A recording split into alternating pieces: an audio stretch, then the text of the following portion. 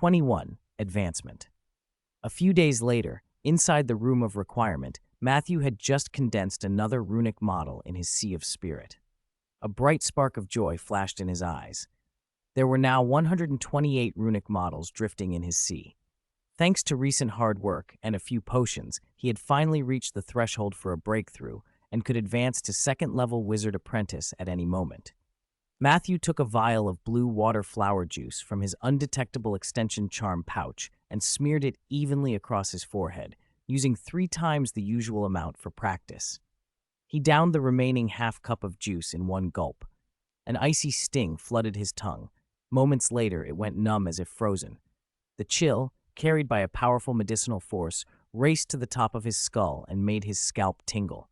His brows knitted. It felt like swallowing a bucket of menthol balm, spiked with a box of mothballs. He steadied his mind and began circulating the meditation method. Within breaths, the juice on his forehead started to seep into his skin. He felt as if he were standing in a small boat on a storm-tossed sea. Towering waves slammed the hull and threatened to capsize it. Breaker after breaker crashed over him, each surge consuming part of his sea of spirit, but after every onslaught, the sea grew denser. After about 3/4 of an hour, Matthew was soaked with sweat and his face was drawn. Only a sliver of mental power remained in his sea of spirit, nearly exhausted. Just as the last trace of spirit ebbed away, the sea shuddered and a sound like breaking glass rang in his ears.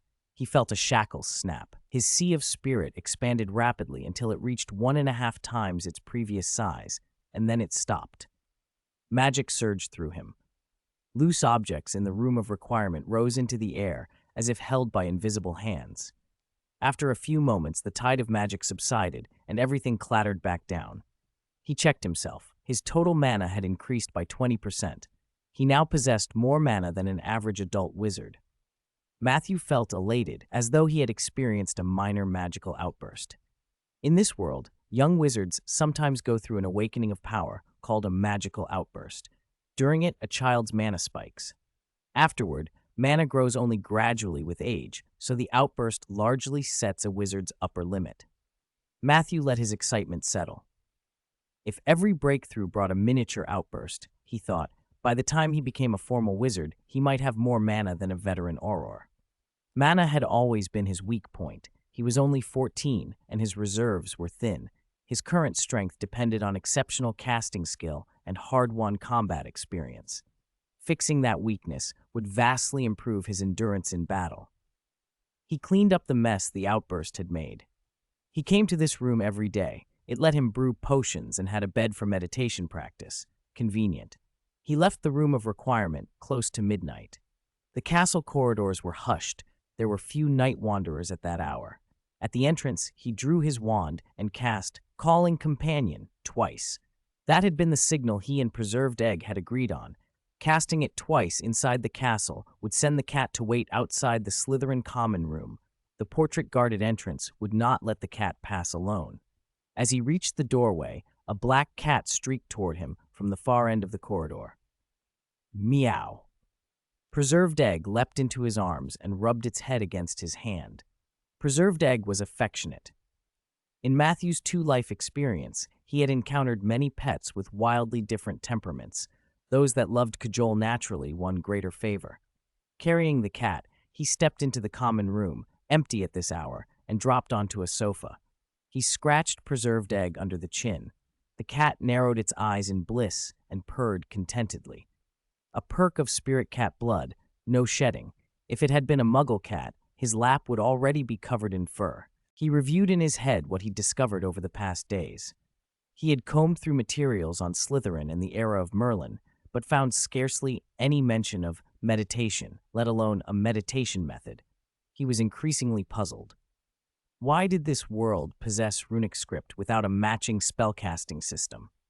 The runes seemed to appear in the Middle Ages with no clear origin. Then a thought struck him. Ask Merlin. A portrait of the man still hung in Hogwarts. The Slytherin common room kept a small gallery of famous portraits.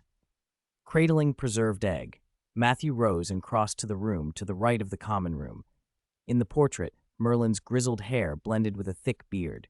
He reclined on a bench and appeared to be dozing. Matthew stepped in front of the painting and spoke softly. "Lord Merlin." The painted Merlin opened his eyes and stretched. "Up so late? Come to chatter with an old man? Call me, Professor." When Hogwarts was founded, we were short on staff, and after graduation, I taught here for a few years. "Professor Merlin," Matthew said, "I read in a manuscript by your teacher Salazar Slytherin, meditation is the key to runic script." He watched Merlin's reaction and continued, "But in other sources from the same period, I find almost no mention of meditation. What does this meditation refer to?" Merlin studied him with deep, searching eyes, as if seeing straight through him. A sharp light flashed in the painting, and a mist seemed to shroud the other portraits in the room. Slowly he said, "Don't you already know the answer? I can see traces of a meditation method on you." 22. The Mists of History.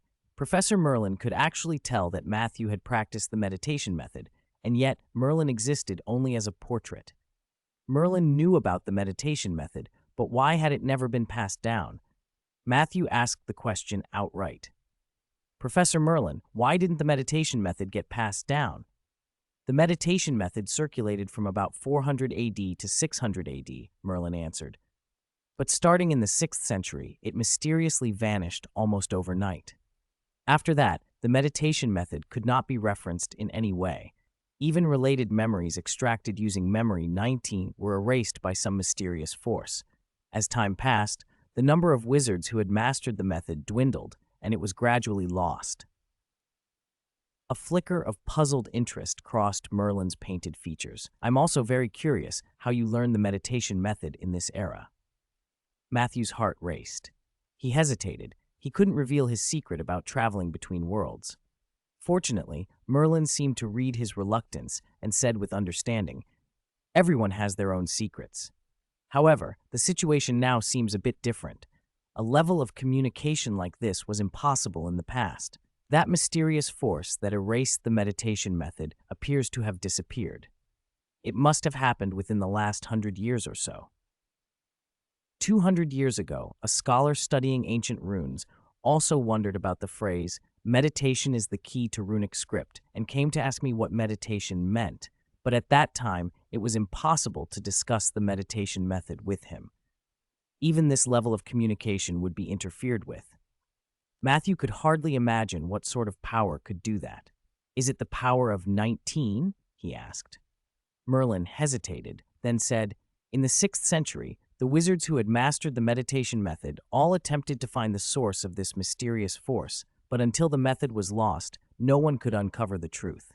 As for whether it is the power of 19, I believe it is." "Can 19 achieve that level?" Matthew muttered, stunned. Such an influence lasting over 1,000 years and only ceasing in the last century, it sounded like a curse. He thought of Lord Voldemort's name curse. Speaking the name could reveal a person's location. That was powerful, but it only sensed locations. It was not the same as a force that could interfere with reality itself. Then how was the phrase, "meditation is the key to runic script," written into the manuscript? Matthew pressed. "You said it was recorded as a conversation between Dean Slytherin and me. Wouldn't that count as discussing the meditation method? Shouldn't it have been erased?" "I only said that one sentence back then, and my teacher did not learn the content of the meditation method from it," Merlin replied, his tone dropping. "That mysterious force is not rigid." Matthew remembered that this incarnation of Merlin should have been active in the 10th to 12th centuries. If the force had been interfering since the 6th century, how did Merlin know all this? "You are Dean Slytherin's student, and there's a gap of several hundred years from the 6th century. How did you learn about these things?" Merlin smiled faintly.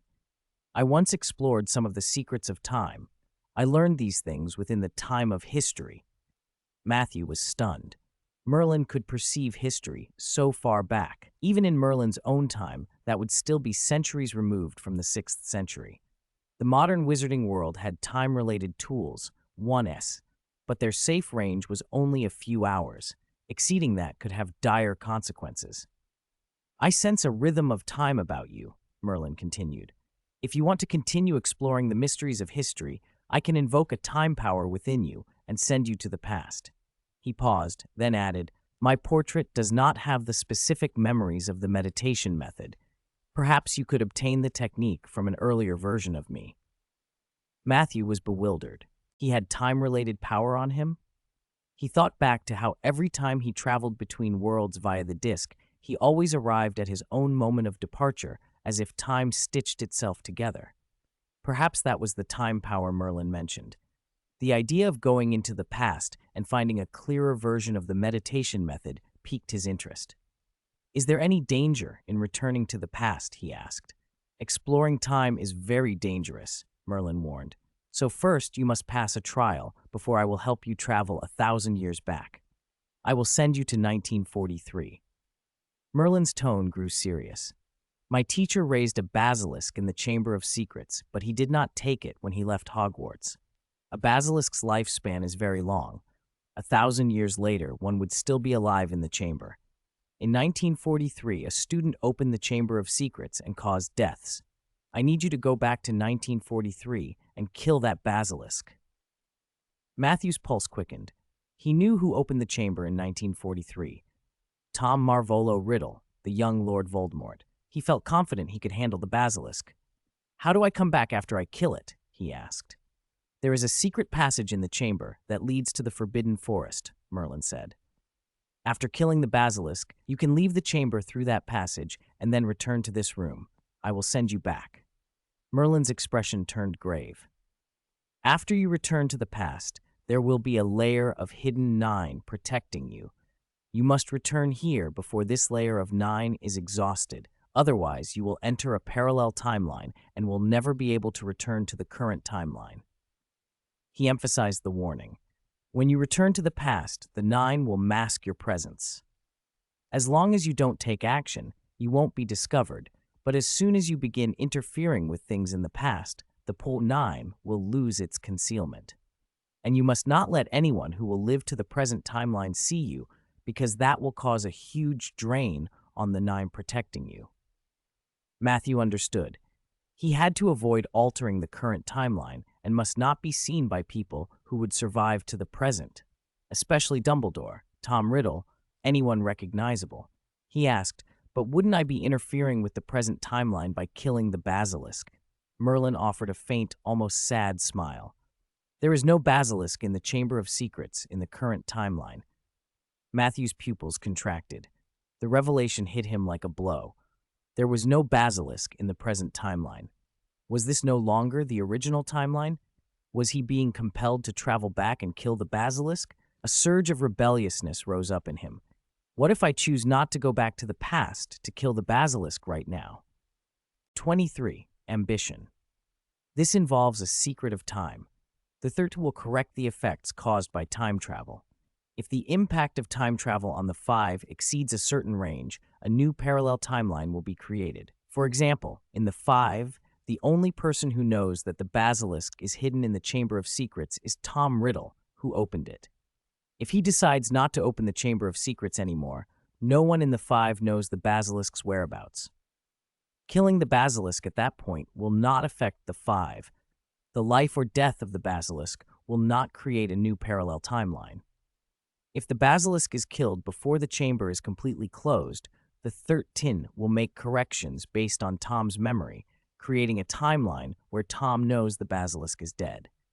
If you choose not to go back to kill the basilisk at that moment, then until the chamber is opened again, the situation inside remains unknown. Perhaps a basilisk still lives, or perhaps someone else went back and killed it before the chamber was reopened, Merlin explained. What kind of Schrödinger's basilisk was this? Matthew understood. That meant that the moment he arrived in this world, he was already in a new timeline.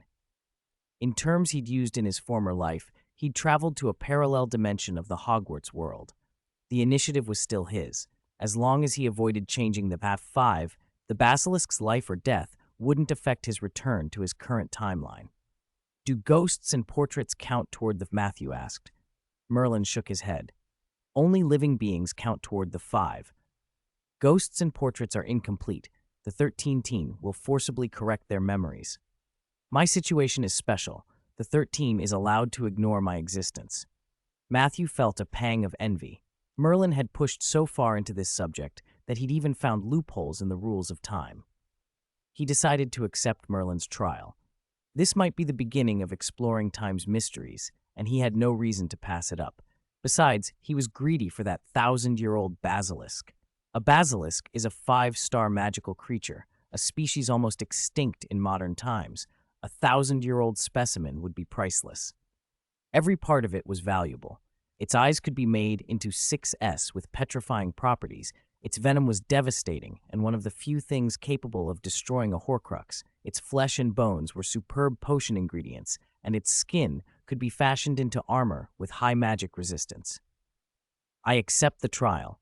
Please help me return to the past," Matthew said. Merlin raised his 29, and its tip burst into dazzling halos. In an instant, white light enveloped Matthew. A moment later, he stood in a strange place. It was the same room, but everything except Matthew was in black and white, as if the whole world had been rendered in monochrome sketches. After a while, an invisible hand seemed to color Merlin's portrait in again. The portrait gradually regained its original hues. Once the colors returned, Merlin's portrait came to life. He pointed his 29 forward, and a gate of white light appeared. "Go through this door, and you can return to 1943, Merlin said gravely. "Remember, you have only one day. You must return to this room within a day." Matthew nodded solemnly. "I'll remember." He stepped through the gate, and color flooded back into the world. He had returned to 1943. Meow! Preserved egg was in his arms, brought along. It was still asleep and unperturbed. He sensed the disc in his mind. It was unaffected. Even in the past, it didn't stop him from activating it to travel to another world. Matthew left the portrait room with preserved egg. The Slytherin common room from decades ago was much the same as in his time, only the decorations differed slightly. A clock carved with snake patterns hung over the fireplace. In the future, a Slytherin banner took that place. "Tom, curfew's almost here.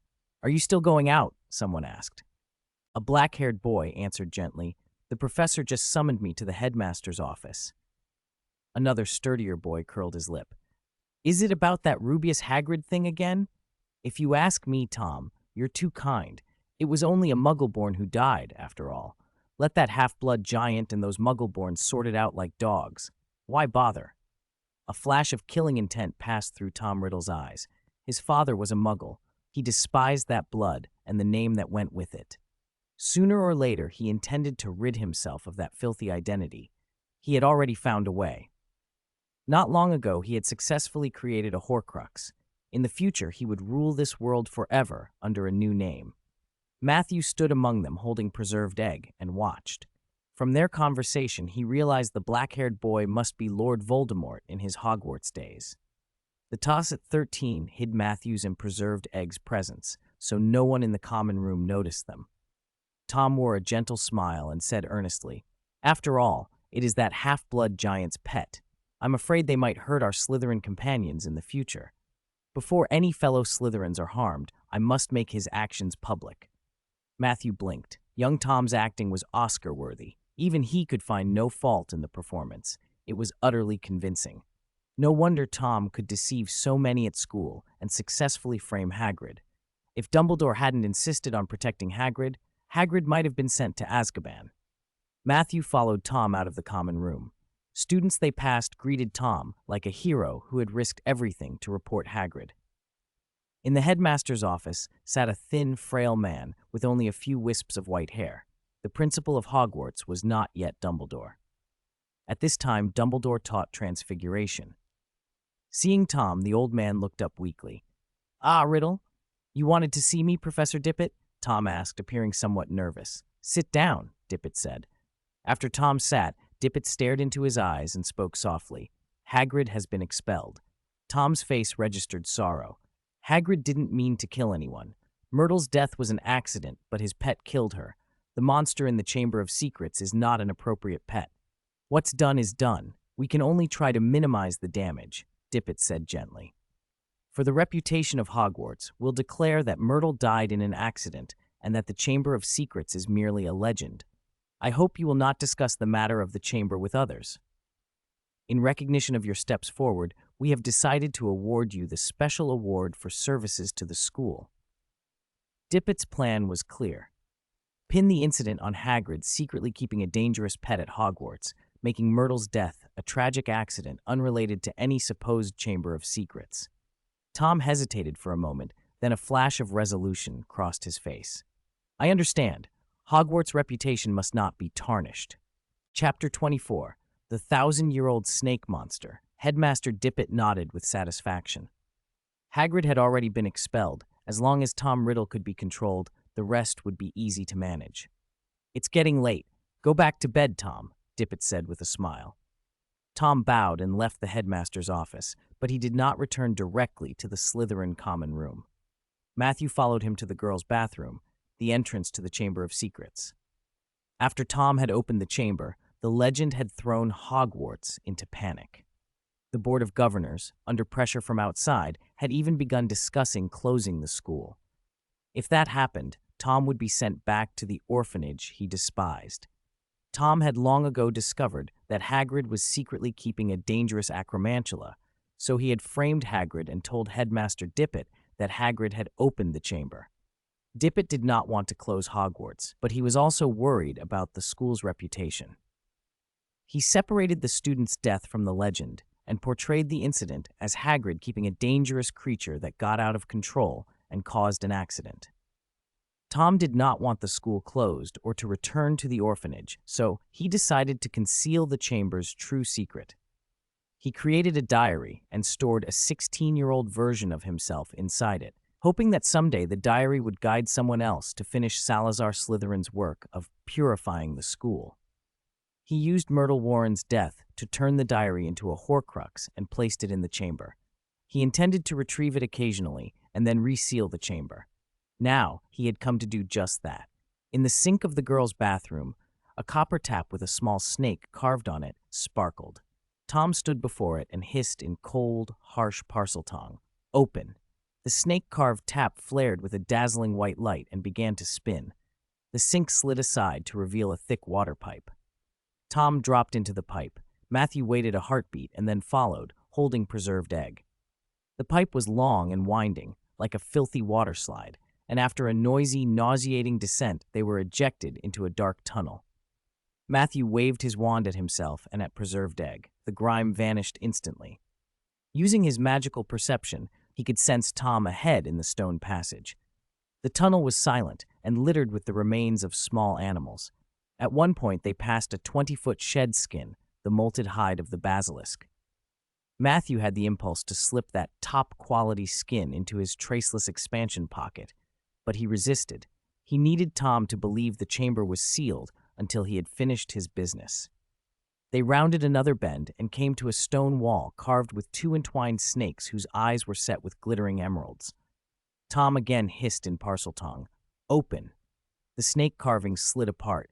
The wall cracked in two and slowly swung open. Matthew did not follow Tom inside. He had to wait until after Tom left so he could move the basilisk without being noticed. 10 minutes later, Tom emerged, carrying an extra diary. As Tom began to close the chamber, Matthew slipped in and the stone closed behind him. Once inside, Matthew pressed his wand to his throat. "Cats speak comprehension," he whispered. It was the first spell he had invented. Before children start at Hogwarts, uncontrolled surges of magic sometimes leak out of them.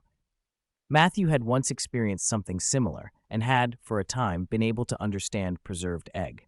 He had worked that memory into a spell that let him comprehend and give rudimentary commands to cats, though he still didn't really understand how the magic worked.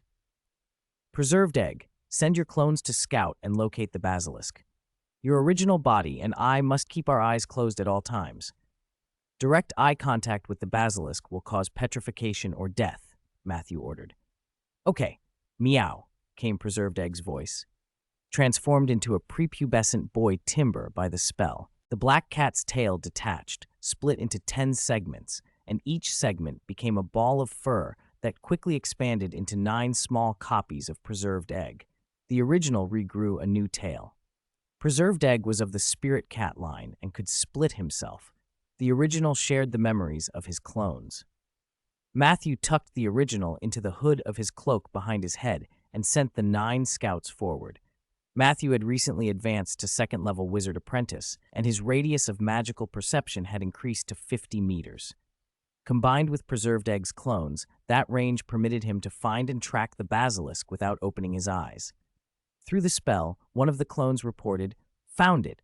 The basilisk is inside." The chamber was vast.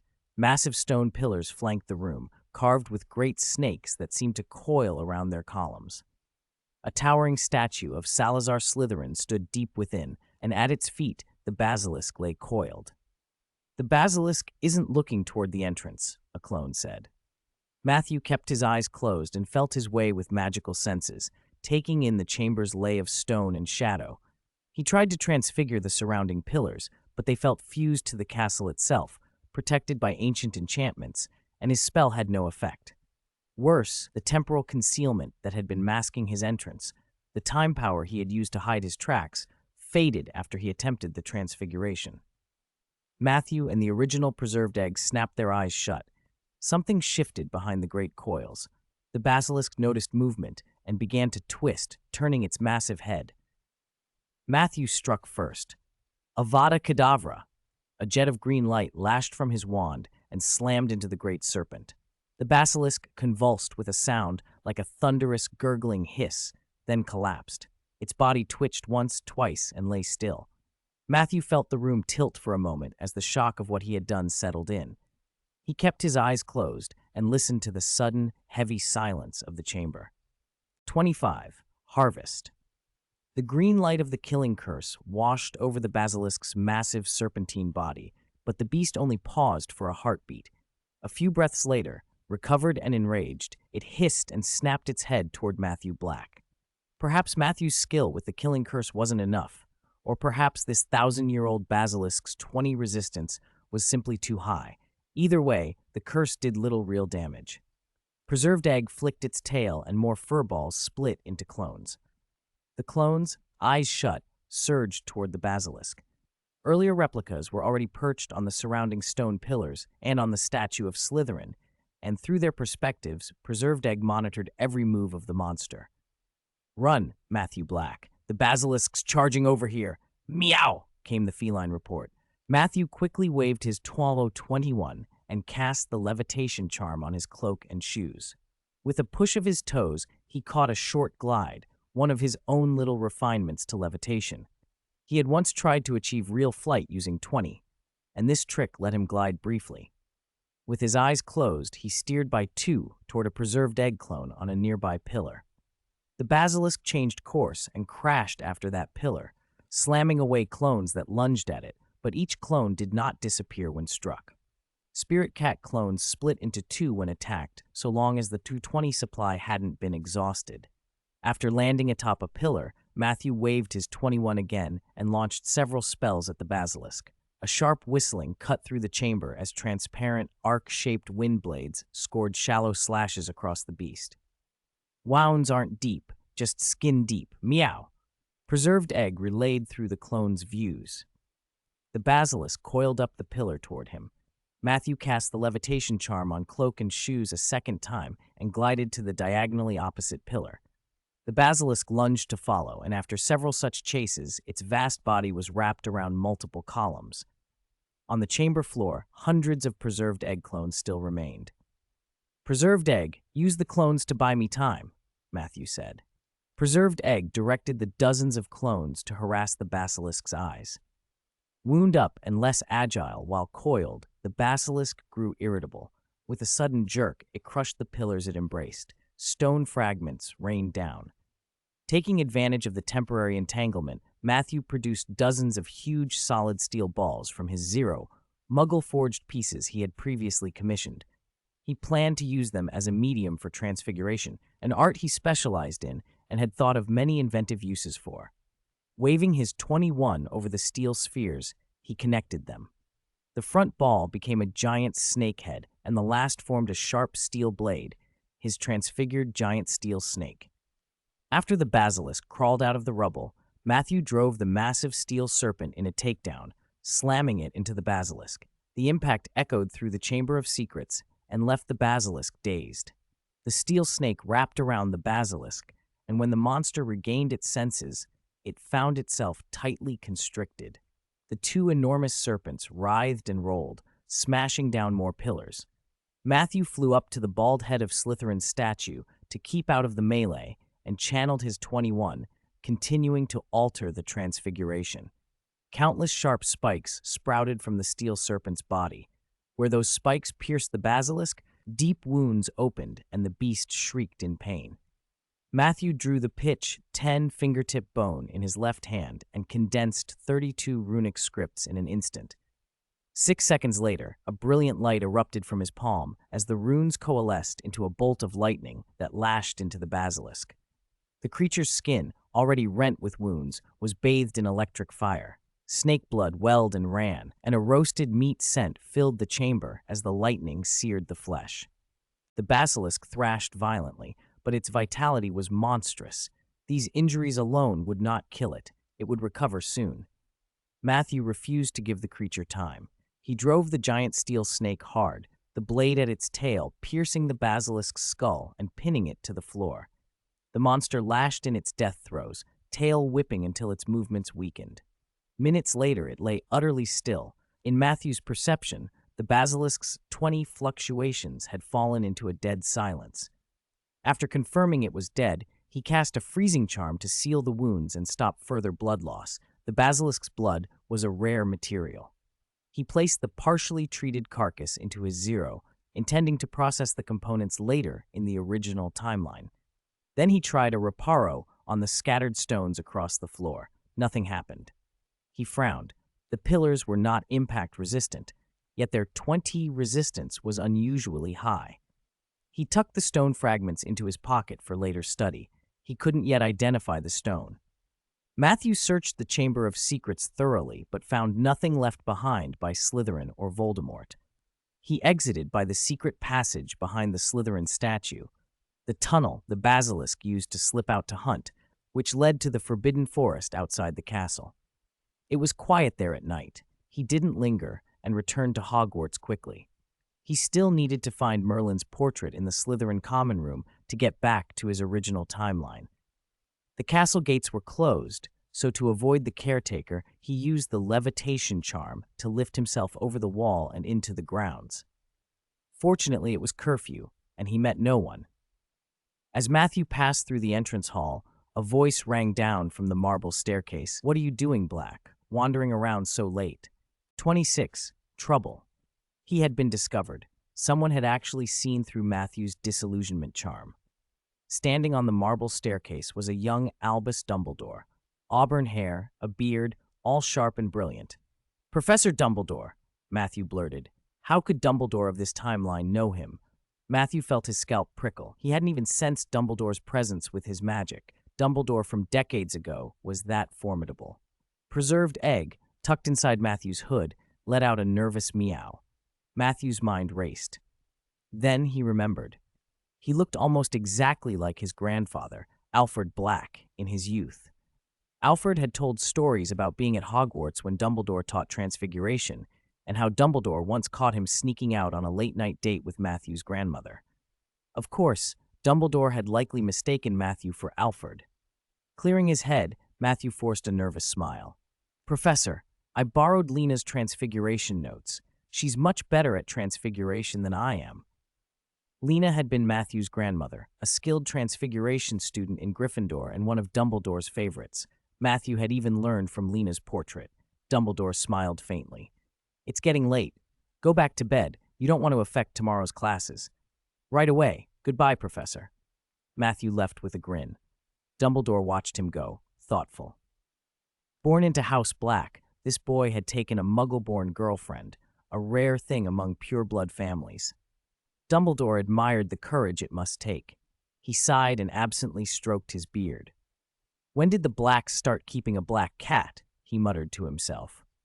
There had been too many troubles lately. His attention to the students had been pulled in other directions. Hagrid had been expelled. Dumbledore worried about keeping Hagrid at Hogwarts. As a half-giant, he wouldn't be accepted by the giants and would find life hard among wizards. He tightened his grip on his beard. Matthew returned to the Slytherin common room without further incident, but his heart hammered. Had this counted as affecting the collective consensus? Could he still return to his original timeline? At the portrait room, Merlin's painted eyes flashed, and the other portraits shimmered under a thin mist. Merlin asked, "Was the trial successful?" "It is. The basilisk is dealt with." Matthew gave a quick report. "But on my way back, I was stopped by this timeline's Professor Dumbledore. He saw through my disillusionment charm." "You were seen?" Merlin prompted. "He mistook me for my grandfather, Alfred. I look a lot like him when he was young, and Alfred is at Hogwarts now. Does this count as affecting the collective consensus? Will it affect my return?" Merlin smiled. "Don't worry. I saw everything you just described long ago. It hasn't disturbed the collective consensus of this timeline." Matthew thought it through. In this timeline, his meeting with Dumbledore had already happened. It was one of those events that occurred before he could decide otherwise. Time's logic continued to be strange. "Let me send you back," Merlin said. The portrait's Merlin raised his wand. Dazzling halos shivered from its tip and wrapped Matthew in white light. He felt the room shift. For a moment, everything but himself was rendered in black and white, as if the world had been sketched and left unfinished. Gradually, an invisible painter filled the portraits with color again. Merlin's picture regained life and tapped his wand. A white, haloed gate opened. Matthew stepped through, and color flooded the world back in full. He was in 1991. The other portraits still held that pale mist, but Merlin was clear-eyed. "You have already proven yourself with the basilisk," Merlin said. "Next, you must obtain the Philosopher's Stone. With its power, I can send you farther into the past." Matthew blinked. "The Philosopher's Stone, Flammel Stone," Merlin nodded. "As a portrait, I lack the power to send you to distant times. I must borrow the stone's energy." Matthew frowned. Getting the stone would be far harder than killing a 1,000-year-old basilisk. He knew Nicholas Flamel had entrusted the stone to Albus Dumbledore, and that Dumbledore was using it as bait for Lord Voldemort. In a few months, Hogwarts would be staging a spectacle around it. He couldn't imagine Dumbledore handing it over willingly. Obtaining it would mean doing so under Dumbledore's nose without arousing suspicion. "This won't be easy," Matthew said. "The stone is guarded by Dumbledore." Merlin's eyes twinkled. "You still have time. Slytherins aren't always law-abiding. Perhaps you'll find a way." Matthew nodded. "Thank you for your help. I'll get to work." Merlin inclined his head, and the mist that cloaked the other portraits slowly faded away. Inside the room of requirement, the place was vast enough to have held a 1,000-year-old basilisk, dozens of meters long. The great serpent lay on a table that stretched nearly the length of the chamber. Its flesh had been removed, leaving only the enormous skeleton. Beneath the table, glass jars of bright red blood were lined up in neat rows. Matthew moved through the room methodically, sorting the basilisk's parts into categories. The hall was rich. Its bones alone had tremendous value, and those debauched wizards would pay handsomely for powdered basilisk bone. For now, he kept the skeleton intact. He hadn't decided what to do with it. There were many uses for basilisk parts. Its flesh could be the basis for a potion that increased resistance to petrification, or an auxiliary ingredient in recipes that resisted instant death magic when combined with things like dragon heart and phoenix tail feathers. The skin's extraordinary magic resistance made it ideal for crafting protective cloaks if he could find a skilled tailor. He had even higher hopes for the heart. An old family recipe called for a basilisk heart and a unicorn horn to brew a potion that enhanced physical attributes. When he'd finished with the flesh, Matthew took a rabbit from a nearby cage one preserved egg had caught in the Forbidden Forest and prepared to test the basilisk's eyes. Each eye was slightly larger than a basketball. He needed both hands to lift one. He aimed the massive glassy orb at the rabbit and threaded it with magic from both hands. The creature stiffened instantly. Through Matthew's magical perception, the eye emitted a strange, invisible pulse that spread in a 45-degree fan-shaped arc about 2 meters ahead. Snakes normally have poor vision and hunt with their tongues and heat pits. The basilisk's petrifying gaze was a passive trait. Because the eye no longer had its own magical supply, it had to be triggered by an external infusion. Within that fan-shaped field, making eye contact with the basilisk eye caused petrification. Matthew tested several more rabbits and found that if he poured in a massive surge of magic, the eye's instant death effect could be triggered and the rabbits died outright. However, petrification consumed very little of the eye's ocular power. The instant death effect drained an enormous amount. With the basilisk dead, ocular power was finite, every use was irretrievable, so the instant death ability was rarely worth the cost. The ordinary rabbits from the Forbidden Forest couldn't test resistance to petrification. That would have to wait until real combat. When the experiments were done, Matthew slipped everything into his undetectable extension charm pocket and left the room of requirement. As he reached the trophy room, he heard whispering ahead. "He's late, or maybe he's too scared to show up," Ron's voice said. Matthew's eyebrows rose. He'd run into Harry Potter and his friends again. He remembered promising to teach them to summon a familiar, then forgetting in the bustle of other tasks. He filed that away for later. Another voice answered, "They're here, probably hiding. Come on, my dear, find them quickly." Filch's tone carried. Tonight, Malfoy had tricked Harry and his friends into a midnight duel and then had reported them to Filch instead of showing.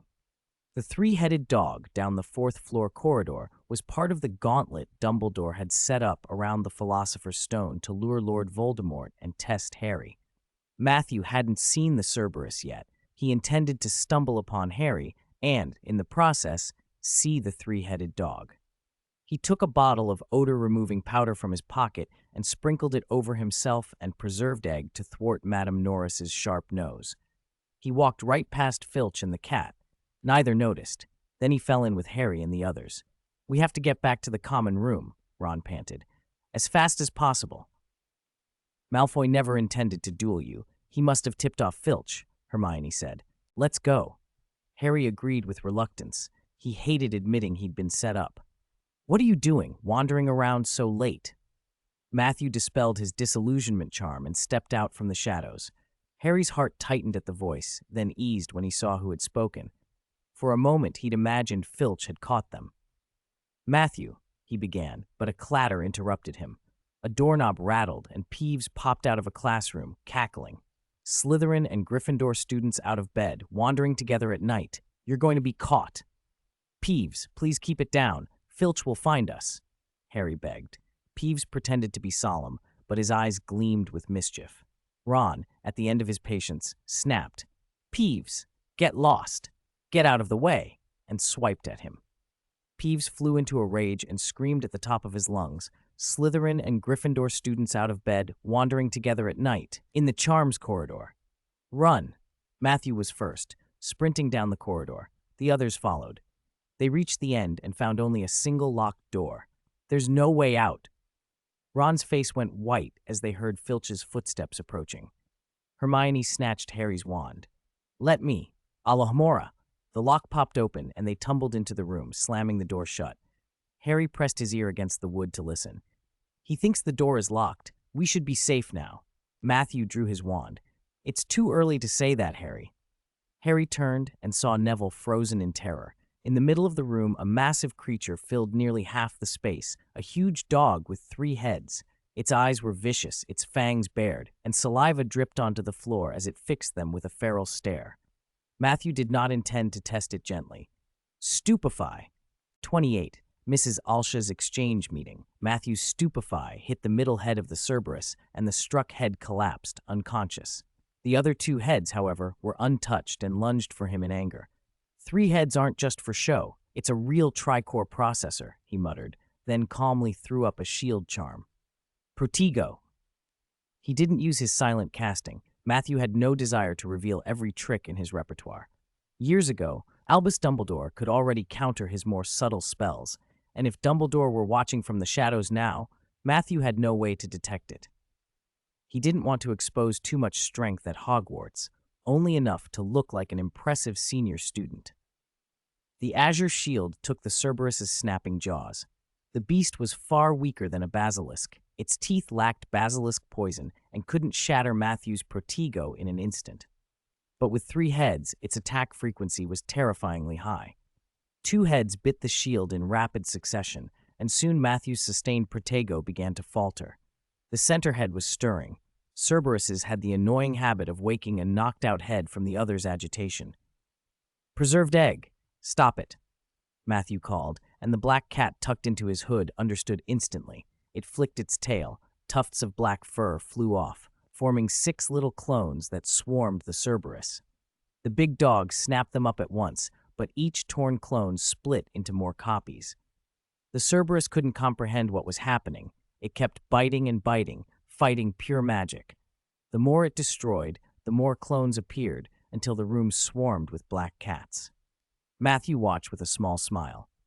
He'd taught Preserved Egg the meditation method during their recent training, and the practice had put the cat into a state of magical overflow. Its internal magic reserves had grown enough that its clones could split repeatedly. Unfortunately, Preserved Egg hadn't learned ancient runes.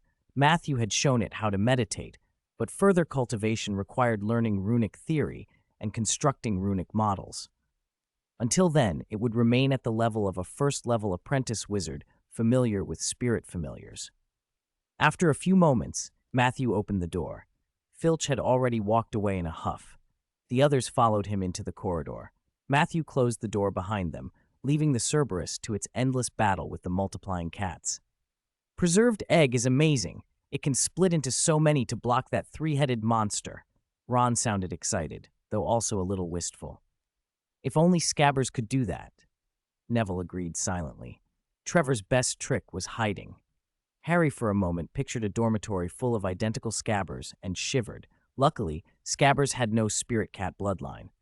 Hermione, clutching a still warm clone she'd pinched on the way out, frowned. "Is it all right to leave those clones in there?" Matthew smiled. "They'll disappear when their magic runs out." Just then, the small cat in Hermione's arms dissolved into a puff of black fur. She pouted. "I wanted to take one back to the dorm. Next year, I'll buy a cat in Diagon Alley," she decided aloud. "If the school is going to keep dangerous creatures here." Ron muttered, "We'd have been done for without Preserved Egg." Matthew said nothing, only smiled. Hermione looked thoughtful. "There was a trapdoor under its paws," she said. "Maybe it was guarding something." Harry's mind leapt to the package Hagrid had once taken from Vault 713 at Gringotts. Could that be what the Cerberus protected? He kept it to himself. He had promised Hagrid he'd keep that secret. "It's late. Let's go to bed," Matthew said, and they parted at the entrance hall. A few days later, Whitestone Manor in the Wizarding World buzzed with a different kind of energy. Today was the exchange meeting hosted by Madame Alsha. Matthew had received an invitation at the last banquet and handed it to the attendant at the manor gate. "Mr. Matthew, please come in." The attendant returned the invitation, pressed a gloved hand to his chest, and bowed. There were fewer guests than at the big ball. Matthew could tell at a glance that everyone present was a wizard. Instead of the main ballroom, the attendant led him to a side building. "The exchange meeting is split into several areas. This is the rest area, plenty of food and drink here.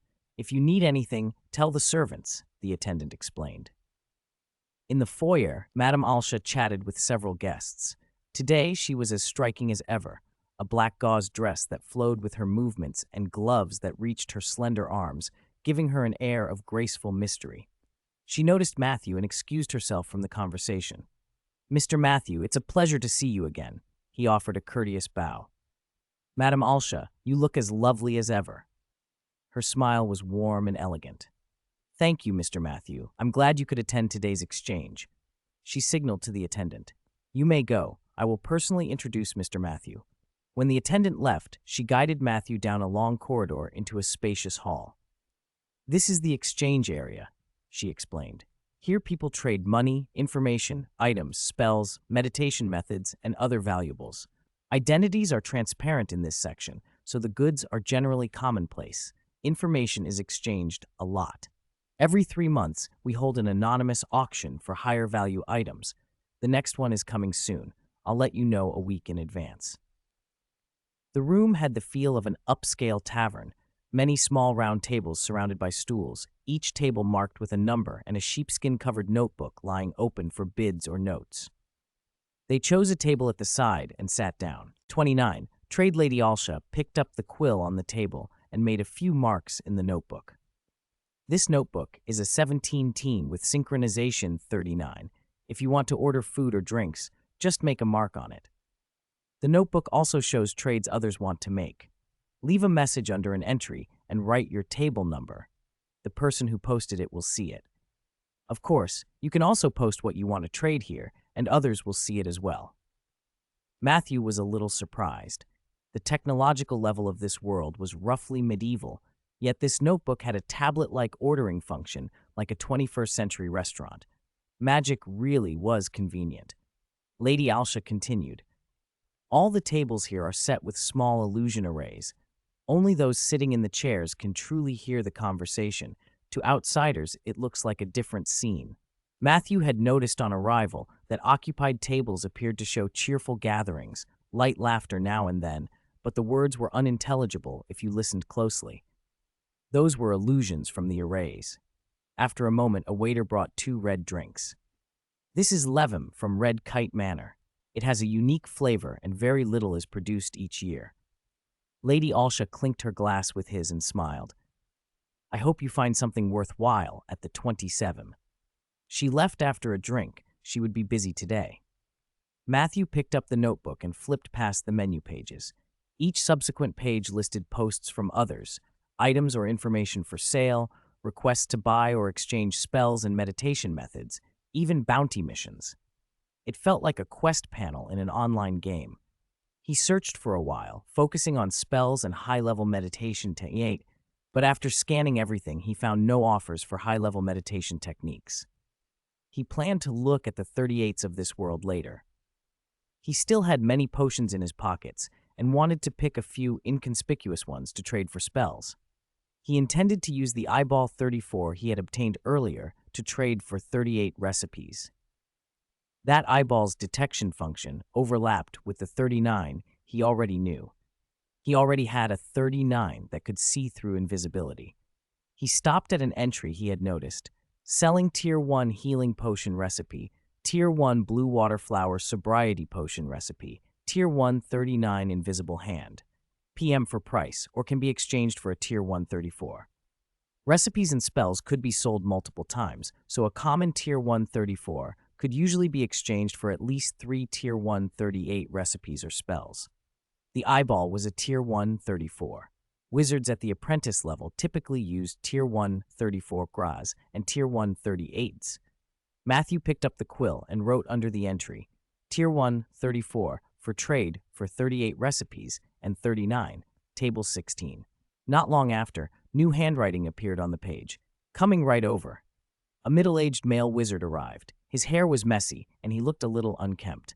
Are you the one trading a 34 for 38 recipes? What does the 34 do? He asked bluntly.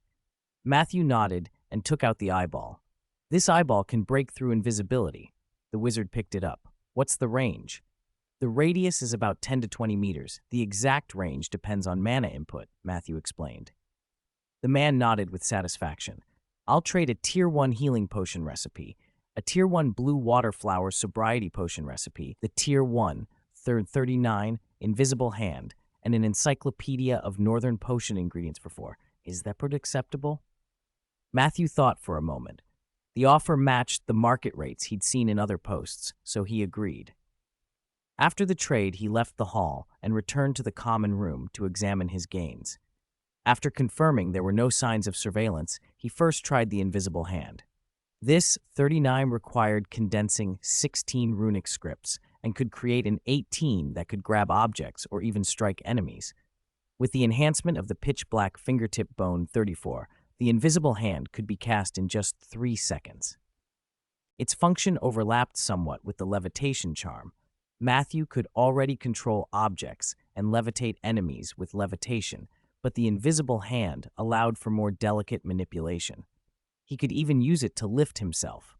As long as he maintained the invisible hand, he could remain airborne for extended periods. The potion recipe he'd gained could heal shallow wounds, and the blue water sobriety potion dispelled certain abnormal states that clouded the mind. From the recipes, he learned that potion brewing in this world was very similar to how potions were brewed at Hogwarts. Many processes were the same. However, Most of the recovery potions used ingredients Matthew had never seen. The main ingredient of the three was the 25 he was familiar with, which needed to be refined into an essence. He had chosen to trade with this particular wizard because he'd seen the name 25 on the list.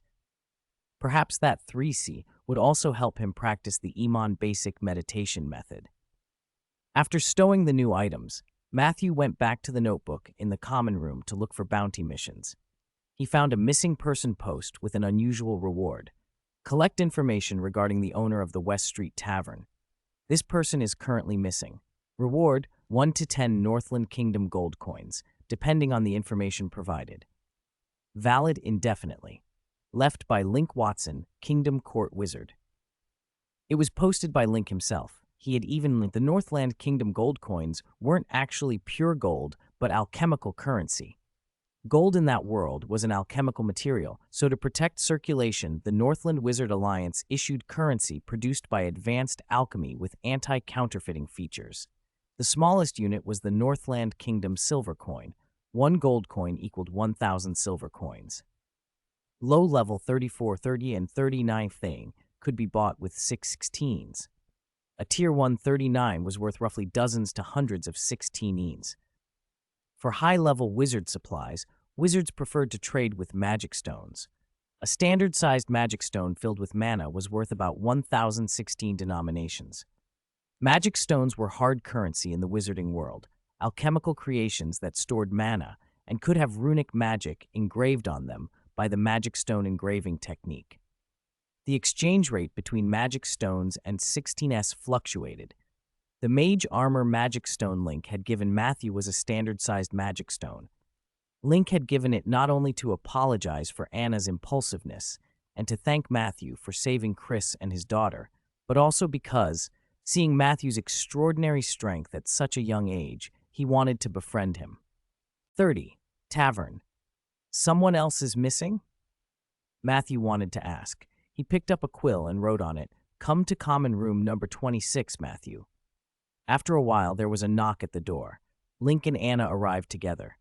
"You two really are inseparable. You're together every time we meet," Matthew said with a smile. Anna's face flushed a little. Despite her usually headstrong manner, she grew shy around emotional things.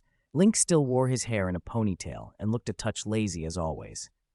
He said casually, "It helps improve our coordination." "Has there been another disappearance in Whitestone Town?" Matthew asked. Link answered in a slow, languid tone. "Yes, we're investigating it now. The owner of the West Street Tavern has gone missing. He hasn't been seen since he closed the tavern a few days ago. Neither the night watchman nor the gatekeepers saw him leave town. I suspect this is connected to the night watchman's disappearance." Link's interest brightened. "Ever thought about joining the court wizards? With your strength, you'd have no trouble getting in." The court wizards split into two main career tracks: investigators and administrators. Investigators handle internal commissions and matters involving external wizards. Administrators take care of kingdom governance and internal court wizard business. I'm a captain of an investigator squad, a level 7 investigator, and I have the authority to hire temporary investigators. He went on to explain the hierarchy. Internal ranks run from 1 to 9. Levels 7 to 9 are investigators, 4 to 6 are inquisitors, and 1 to 3 are high inquisitors. The administrator track follows the same structure. Matthew had picked up recently that the Northern Kingdoms were largely governed by members of the Northern Wizard Alliance. The Blizzard Kingdom, where Whitestone Town lay, was controlled by its court wizards. The head of the court wizards served as the kingdom's speaker and was also the king. He found the organization intriguing. "Are there many restrictions for temporary investigators? How do you become a full court wizard?" he asked. Link answered, "Temporary investigators don't have many restrictions. So long as you don't violate the Blizzard Kingdom's wizard regulations, you can quit at any time. Once you've accumulated enough contribution, you can apply for an evaluation. Pass that, and you become a formal court wizard. Investigators earn contribution through internal commissions. Within the court wizards, you can exchange contribution points for things like 20 items, 24 artifacts, meditation methods, potion recipes, alchemy materials, and other wizard supplies. Of course, you can also buy them with money. Temporary investigators were basically paid contractors, freedom of choice with official backing and a path to permanent status. Matthew had been looking to collect more runic magic and meditation methods, so joining as a temporary investigator appealed to him. "I'll join as a temporary investigator," he decided. Link shook his hand. "Welcome aboard. Lady Alsha has already issued an internal commission for the Whitestone Town disappearance. You should investigate this with us. Completing it will win you contribution points." Lady Alsha was a level 5 administrative officer for the court wizards, with jurisdiction over Whitestone Town and the authority to post internal commissions. The next day, at noon, Matthew stood outside the West Street Tavern. Link had arranged to meet him there. Despite the owner's disappearance, the tavern remained open under the management of the owner's son. Matthew arrived a little early. Link and Anna hadn't shown yet. The tavern was busier than usual, with more young patrons than its typical older, steady clientele. When Matthew walked in, the conversation in the room stilled for a moment as the patrons sized him up, then settled back into a low hum of chatter.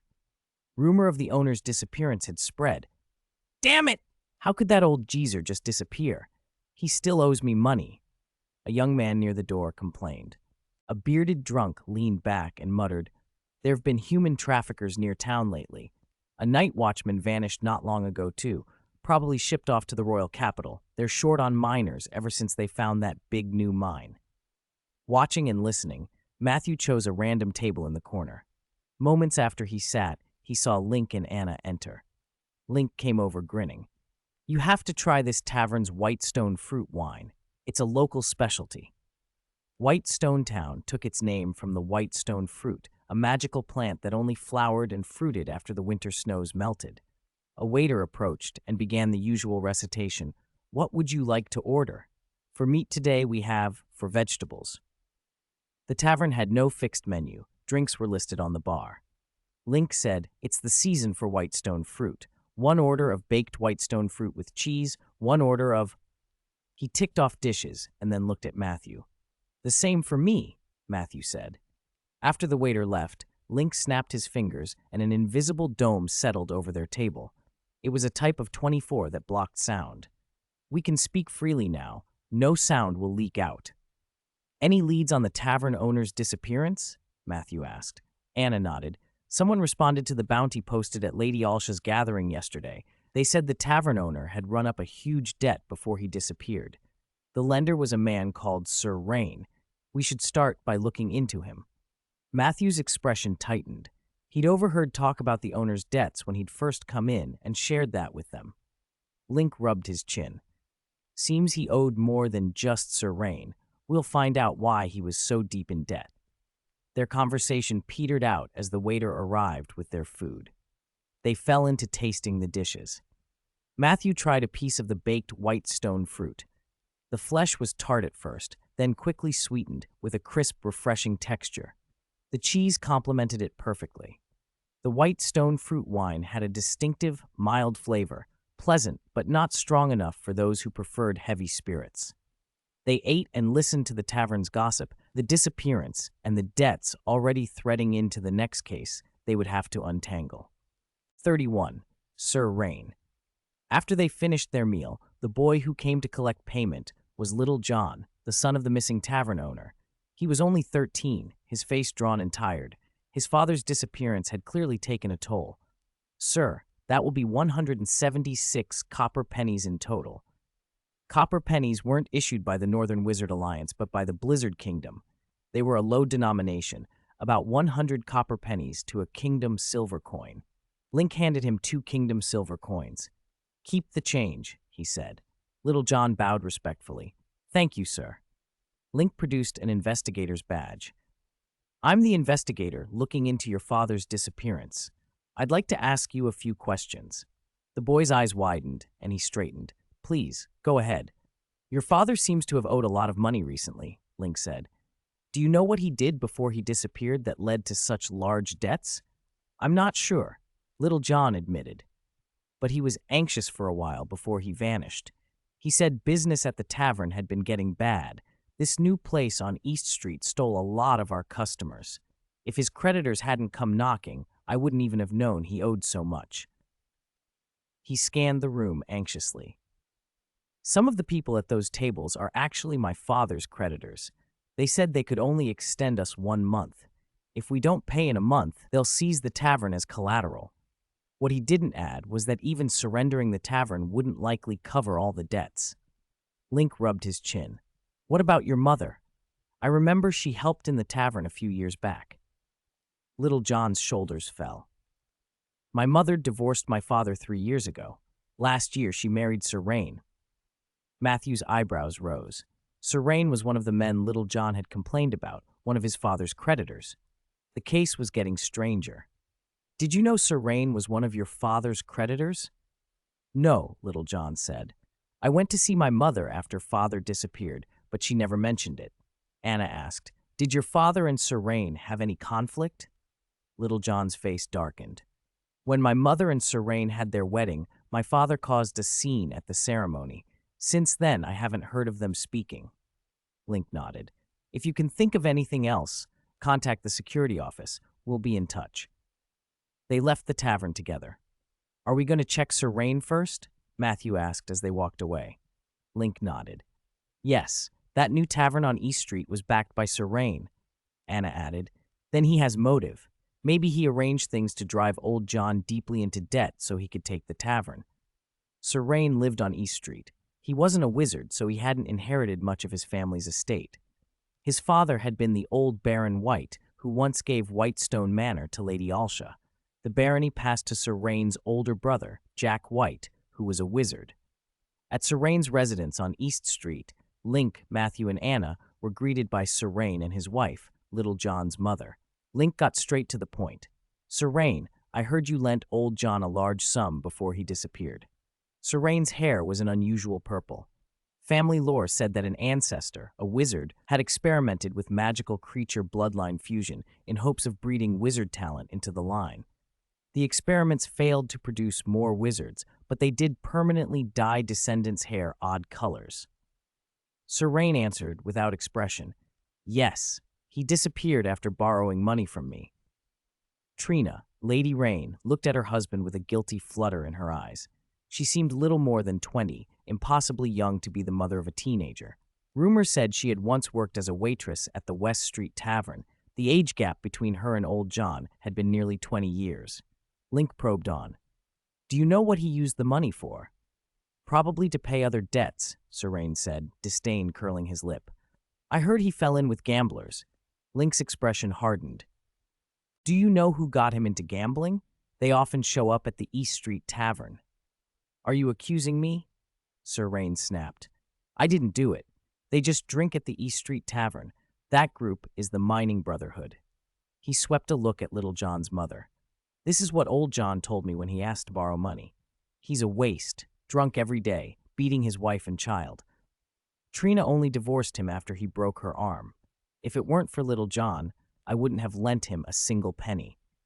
There were more ways to treat injuries and addiction in a world with magic than in the medieval past, and Sir Rain had been a frequent at the West Street Tavern.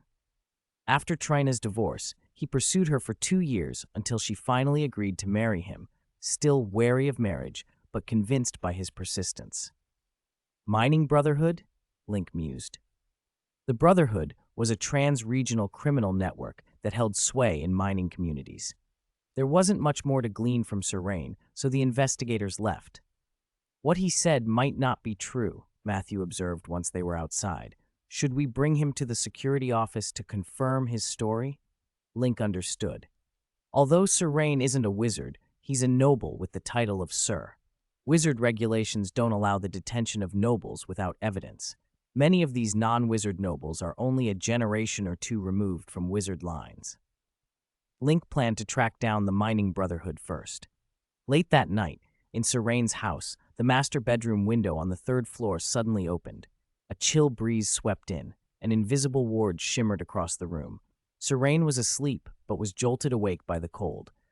Rubbing his eyes, he saw the window gaping. He pulled the blanket over his wife and went to close it. "Is it that windy tonight?" Trina had woken and let out a terrified scream. Sir Rain spun around and froze at a dark figure that had materialized in the room. "Who's there?" "Good evening, Sir Rain," Matthew said softly. "No need to be afraid. I'm only here to confirm something."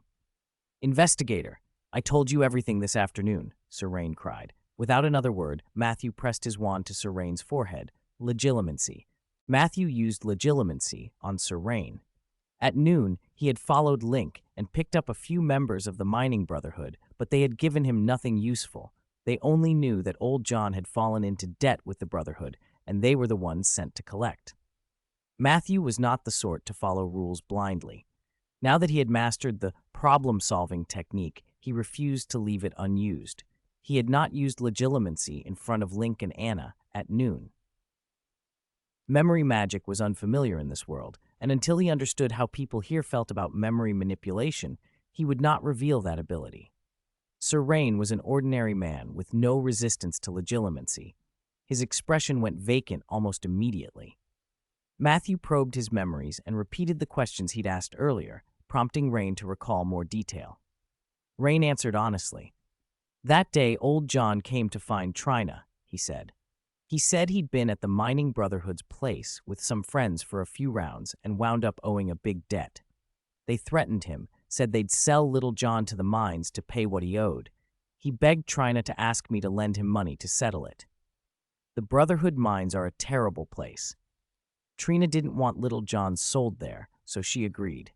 I couldn't stand to see her so sad, so I lent old John the money. Then he disappeared. He must have run off with it. My money! That bastard!" Rain's face twisted with anger. Even under legilimency, he had been furious. Everything he had said at noon was true. He had not lied. But when Rain mentioned the Mining Brotherhood, he revealed something he hadn't told earlier. The Whitestone Town branch president of the Mining Brotherhood is a good friend of my brother's. Matthew's expression flickered. Rain had been hiding things. Since learning legilimency, Matthew's ability to read people had sharpened in strange ways. At noon, he'd had a vague sense Rain was concealing something. He pressed gently. "Do you know the branch president well?" "In a way, yes," Rain replied dully. 6 months ago, the Brotherhood bought the mine in the eastern suburbs of Whitestone Town from my father. It was the branch president who came to negotiate. He's a wizard. Over the last half year, he's visited father many times. He mostly dealt with my brother." Matthew asked, "Why didn't you tell us that at noon?" Rain's face showed inner struggle, but he spoke on. "My brother has shares in the mine. He's mixed up in the Brotherhood's human trafficking. After father died, our relationship cooled. We don't see much. I didn't want to get dragged into it. I didn't want Trina to know either, so I kept it hidden. The Brotherhood people know me. If they knew I lent money to old John, they wouldn't give him trouble. But now that old John disappeared, he must have run off with the money." Matthew rubbed his chin and ignored Rain's speculation, thinking instead, old John was an ordinary man. Link was investigating him because people had been vanishing in Whitestone Town. Link's grandfather, old Watson, had led a team into the Winter Forest. Only one person had returned from that expedition, and that one disappeared not long after getting back. Link had no solid leads and not enough manpower to go deep into the Winter Forest, so he had to start with disappearances in Whitestone Town. A wizard had too many ways to deal with a common man. If old John had truly fled on his own, leaving no trace, that was unlikely. Magic could erase footprints, ordinary methods could not. Only magic could hide from magic. Matthew was convinced old John could not have run away without wizard help. But old John was poor. He could not have afforded a wizard capable of covering his tracks. Whoever had helped him must be someone already connected. "Where does Jack White live?" Matthew asked. Link had briefed him about Rain's family earlier. Jack White was a second-level wizard apprentice. Rain answered, "After father gave Whitestone Manor to Lady Alsha, Jack moved into the White ancestral home at number 18 Municipal Plaza Street. Father lived there before he died." Matthew planned to pay Jack a visit. There might be evidence of minors being trafficked out of the house. He couldn't tell Link everything he'd learned. He needed a way to steer the investigation without revealing the legilimency. Once he had his answer, he waved his wand and whispered, "Obliviate." He wiped the memory of the interrogation from Rain and Trina and as a courtesy, also removed the Petrificus totalis from Trina. Under cover of night, Matthew intended to scout the white ancestral home at number 18 Municipal Plaza Street. Not long after Matthew left Sir Rain's house, the master bedroom window on the third floor opened again. Cold air swept in. Rain woke with a start from the chill. In his foggy state, he noticed the window and, still half asleep, looked at his wife. He pulled the quilt back over her and pressed a soft kiss to her smooth forehead. "Is the wind strong tonight?" he muttered as he rose to close the window, a small frown of puzzlement crossing his face. "Why does this feel so familiar? Did I just dream this?" Trina stirred as he moved. She watched him with gentle eyes. She had been so happy since marrying Rain that she felt she had used up all her luck to meet him. Then she saw a terrible shape appear behind him. "Ah!"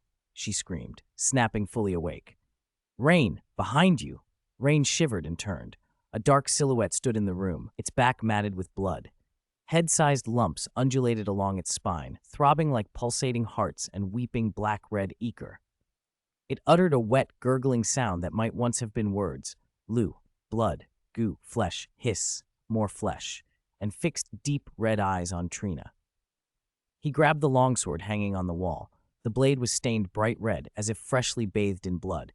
It was a magical artifact, a longsword ordinary hands could wield, but tremendously powerful. At full activation, it could even slice through a mage armor cast by a wizard apprentice. The cost, however, was dear, an ordinary person's blood. The more power drawn, the more blood it consumed. Using its full force could drain an adult man's lifeblood. Rain's face paled as he clutched the hilt with both hands.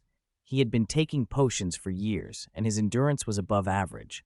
Planting his left foot and driving his whole body into the swing, he threw the sword at the creature's neck.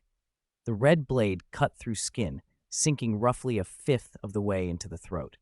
Black-red pus oozed down the edge, but it did not sever the head. The wound's edges writhed as if alive, sending out thin, wriggling tendrils like hairworms, desperately knitting the incision closed. The monster turned its head slowly. The motion widened the wound, but it seemed not to notice. Half the neck had been hacked open, and a swarm of hairworm threads spilled from the gash, coiling and writhing. "Loo, rah, in, more, delicious flesh!" it rasped, revealing teeth stained the same grotesque black-red, ichor dripping between them. Its face was bloated and barely human, yet Rain froze when he saw it. Through the swelling and rot, there was a familiarity that struck him like a blow. Father!" he cried. 33. White's ancestral home.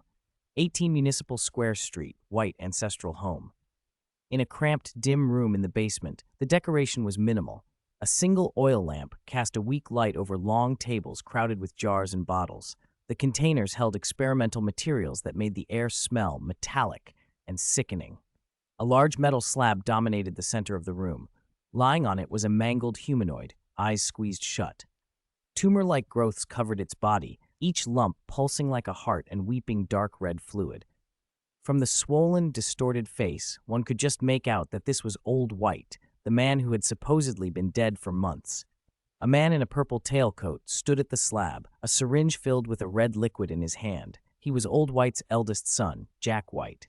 Jack held the syringe up into the lamp's glow and murmured, intoxicated, "Simply wonderful." He slid the needle into Old White's neck and injected the liquid slowly. Something moved beneath the dead man's skin. The lumps began to beat faster. A hideous groan tore from Old White's throat as dark pus and blood overflowed.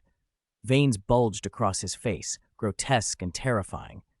The pulsing gradually slowed, leaving cracks spidering over the growths. After a moment, several of the lumps burst like rotten fruit. Inside each was a human face, shockingly intact, eyes closed, and expression peaceful. One of those faces was familiar. Matthew would have recognized it as a night watchman's. Jack injected another dose. Old White's eyelids snapped open, revealing a bloodshot glare. "Go kill my dear brother, Rain White," Jack whispered into the reanimated man's ear. "Then go to 56 Riverside Street and clear out the people there." 56 Riverside Street was Chris's home, and in this world, Matthew's residence. At Lady Alsha's banquet, she had invited Matthew to open the dance, and Jack had soured with envy. He'd hired 2 dark wizards to kill Matthew near Whitestone Manor. To his fury, The sudden wizard they attacked was far more powerful than expected, and the two assassins were slain by Matthew. Old White, still an experimental subject and hardly whole, had been useless that night. Otherwise, Jack would have sent him instead. Perhaps the not-quite-grown Old White would have been killed by Matthew as well. Jack had been responsible for too many disappearances. Link had already begun looking into the mining brotherhood. It would be only a matter of time before the trail led back to him. Old White, with the faces embedded in his body, would make an excellent scapegoat. Jack intended to let Old White take the blame while he slipped back into the shadows. He had other experimental subjects with even greater potential, plenty of room to grow. Once he had enough power to eliminate his enemies one by one, everything would be his. Then he would claim everything Lady Alsha owned. The corpse of an old piece of trash can be strengthened to this extent, Jack thought, a fanatical smile splitting his face. This is a miracle. After leaving Sir Rain's house, Matthew kept the disillusionment charm active and headed for Municipal Square Street to check the White ancestral home. Municipal Square lay at the town's center, its houses dated from Whitestone Town's founding. The White family had been among the founders, and their ancestral home, though centuries old, was well preserved. The four-story residence occupied a generous lot, with small yards front and back. Matthew did not enter through the front. He cast a runic detection spell that sent an invisible wave from his hand across the house. Ordinarily, a wizard apprentice could only sense crude magical fluctuations with that spell, but combined with Matthew's magic perception talent, it revealed subtler traces across a wider area. He'd traded a batch of potions with Link for common spells, and this detection charm was one of them. The entrance and the walls of the White House were laden with hidden trap formations, but the air above the roof was clear. Matthew found a neighboring house without traps, levitated his cloak and shoes with a simple charm, and climbed the wall. From the roof, he leaped toward the White House and glided down, landing on the top-floor balcony. He slipped inside through the balcony door. Earlier, the detection spell had shown a basement and at least one wizard apprentice inside, likely Jack White. There were also traces of magical creatures in the cellar. Matthew frowned at the thought. Was Jack keeping monsters down below? He moved through a bedroom on the top floor. A family portrait hung on the wall, a middle-aged couple and two boys around 10. The youngest could be recognized as a young Sir Rain. The others were likely his parents and an older brother. The room had been neglected. Dust lay thick on the floor, cabinets and tables, so Matthew's footprints showed plainly. He waved his wand and wiped the dust away. The bedside drawer held only odds and ends. The wardrobe contained everyday clothes, sturdy, plain garments the size of the heavy-set man in the portrait. Old White's room, then. Old White had supposedly been dead for months, Matthew thought, and began rifling through the wardrobe out of habit. People who hide things often used wardrobes. A parchment-covered notebook tucked inside a long coat caught his eye. He opened the cover. It was Old White's diary. Matthew flipped through pages dated to the year before Old White's death. As he read, his face changed. Somewhere far away, the protection spell he had set at Chris's house had been triggered. Matthew had been staying at Chris's house for some time, so he had set up a warning charm there, one that would trigger on any intrusion and notify him immediately. He slipped Old White's diary into his pocket. He'd only skimmed it for a few clues. There wasn't time for a careful reading now. He planned to return to his own residence first. He produced a walking stick from his coat, one of the teleportation talismans he'd made. When he activated it, space rippled and he vanished. He reappeared back at his residence, where he immediately sensed an odd magical fluctuation on the first floor. Matthew extended his left hand. An invisible wave pulsed from his palm and swept across the floor. He frowned. The energy signature was unlike an ordinary creature's magic, familiar somehow, but different. Before he could puzzle it out, a commotion erupted downstairs. Chris had run into the intruder. On the first floor, Matthew found a grotesque thing that set his spine on edge. About as tall as two men, its naked body was studded with dozens of human faces. The faces wore different expressions, many contorted in terror, and they murmured faintly, "It hurts, my face, it hurts." Chris sat collapsed in a corner, part of his left arm ripped away as if torn off by sheer force. Seeing Matthew, he gasped, "Master Matthew, it's incredibly strong and its hide won't take my sword. Please be careful." A flash of shock and suspicion crossed Matthew's face when he recognized some of the faces embedded in the creature. Sir Rain and his wife, Trina. He had seen them only recently at Sir Rain's house. Another familiar face stared up at him, the night watchman he'd met when he first arrived in Whitestone Town. "Drink this to stop the bleeding," Matthew said, tossing a small healing vial to Chris. "Do you think the disappearances in Whitestone Town were caused by this thing?" He drew his wand, and a blue beam streaked from its tip. The blast made the monster flinch only half a step. It turned toward him, its eyes flaring a bloodthirsty red. Its mouth split ear to ear, revealing black, jagged teeth, and its features contorted into a horrible, echoing voice. "High arcane resistance," Matthew thought, narrowing his eyes. The creature's resistance to magic nearly rivaled a basilisk's. He tensed. All the faces on the monster turned toward him.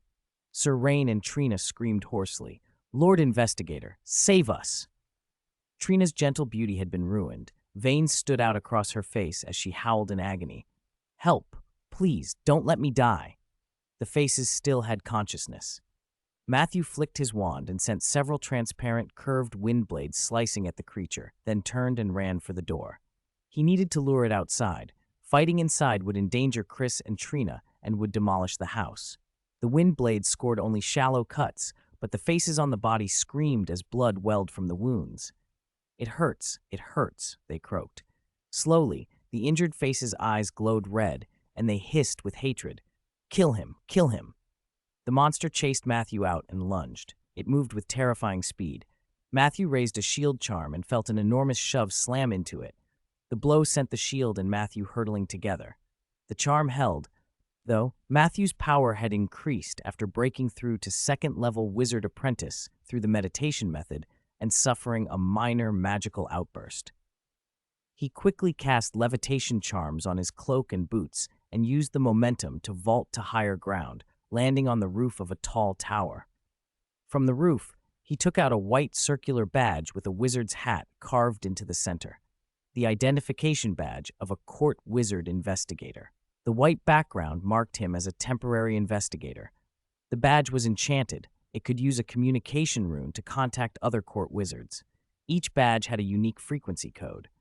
Matthew's badge currently held only the magical frequencies for Link and Anna.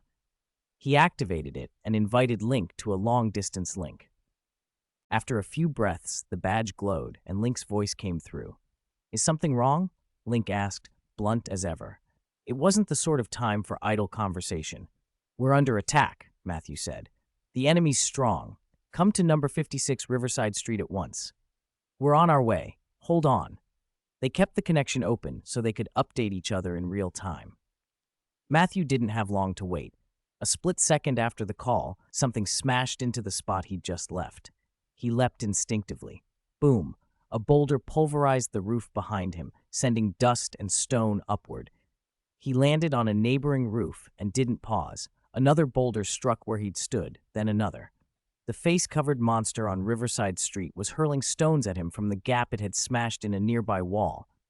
Thankfully, it wasn't Chris's house that had been torn open.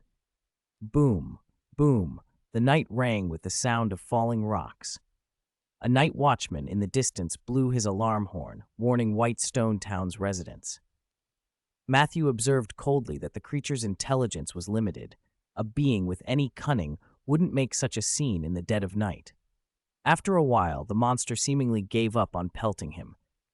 It trotted to the base of the tower, planted its fingers into the stone and punched 10 gouges into it, then began to climb. Matthew watched it approach without expression. When its hands were nearly over the lip of the roof, he flicked his wand, and the wall the monster gripped turned into a sheet of clear water. Losing its foothold, the creature slipped and dropped rapidly toward the ground. 35. Terrifying regenerative ability deprived of support, the monster crashed to the ground. It scrambled up, howling in rage, stamping its many feet. No spellcasting ability? Matthew watched the creature vent its fury on the street. He flicked his wand and transfigured roof tiles from several nearby houses into a solid iron sphere several meters across. With a levitation charm, he raised it high, then sent it plummeting toward the beast. A human face on the creature's body split down the middle. The torn edges peeled back to reveal a hollow cavity from which countless hair-thin worms wriggled free. A crimson flash burst from the opening. A jet of red liquid shot out like water from a high-pressure hose. The stream struck the iron sphere and within seconds dissolved it. Unhindered, the spray continued straight for Matthew. He leapt back, springing to the roof of a neighboring house. The monster tilted the cavity. The red jet followed him, eating through every roof it struck. Matthew's expression tightened. Space twisted, he vanished and reappeared on a more distant rooftop. The cavity began to close. The red spray ceased, and the writhing filaments braided themselves back together. Moments later, the wound had sealed into a face once more, desiccated and corpse-like, eyes shut as if dead. That attack costs it something. No wonder it doesn't use it lightly, Matthew muttered. He could feel the creature's aura dimming. After expelling the red fluid, its control over the body slipped. Several of the faces cleared and began to taunt it. Too stupid. Idiot. Exactly. Hand the body over to me. You're not father. You're just a monster. Rain, it hurts. Let me out, now. With a roar, the many-faced beast howled in frustration. Though the corpse belonged to Old White, the creature retained only scattered memories and the intellect of an animal. A man-sized fireball detonated against it, flames engulfing the body. Link and Anna arrived at once. Be careful. It's highly magic-resistant, fast and strong, Link heard Matthew say through the badge on his chest. Before the warning finished, the monster burst from the flames and charged Link. Its charred skin knit even as it ran. Link raised a translucent, polygonal shield. The impact drove him back several paces. His face darkened.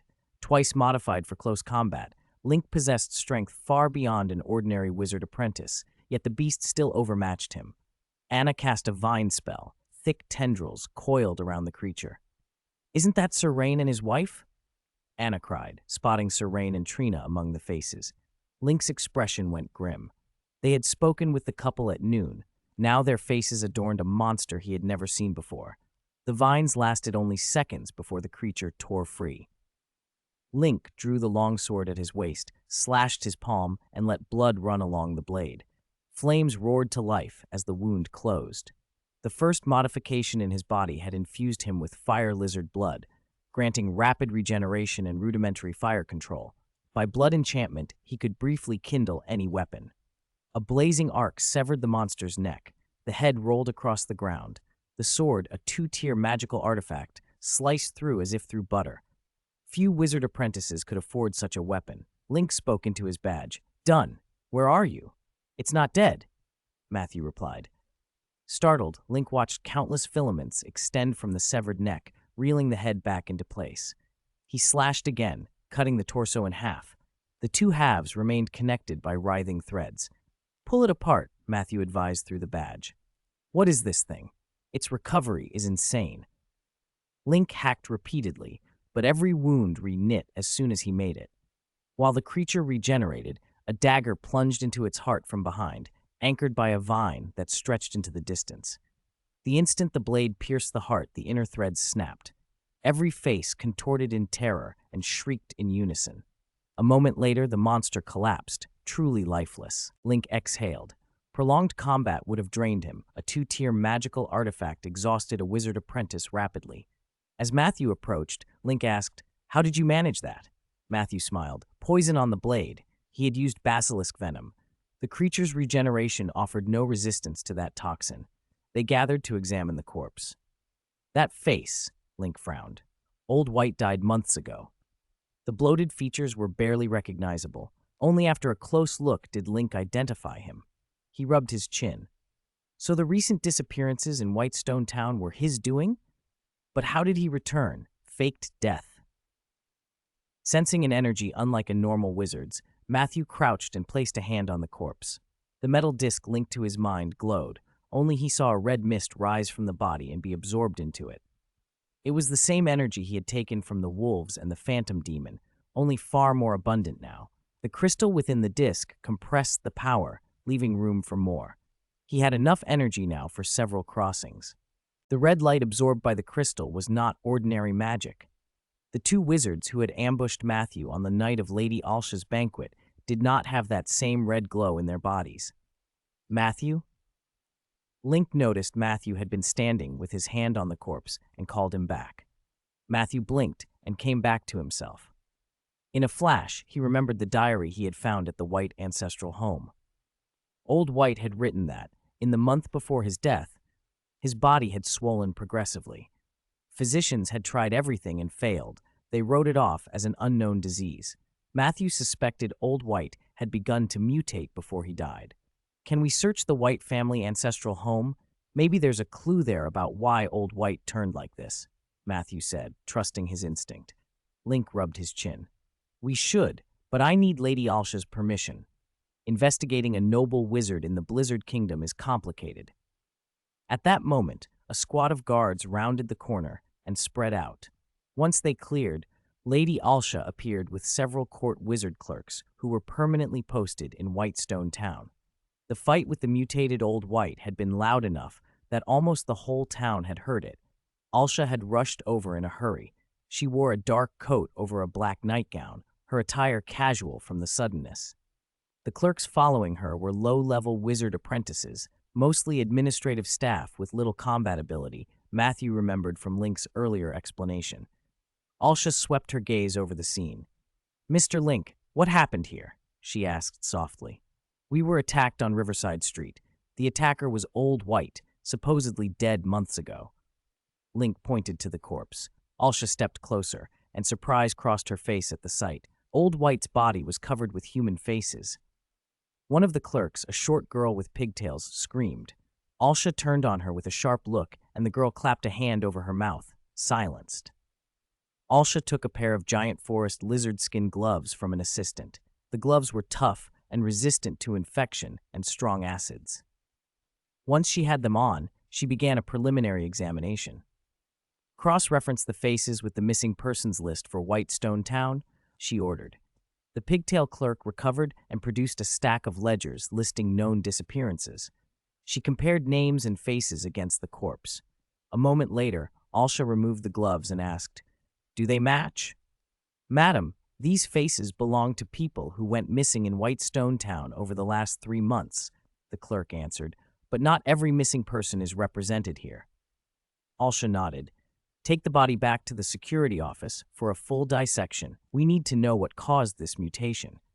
After the guards removed the corpse, Link turned to Alsha. "Madam, can you authorize a search of the White ancestral home? We'd like to investigate there. There may be answers." Alsha hesitated, then smiled wryly. "I left in such a hurry, I didn't bring my seal.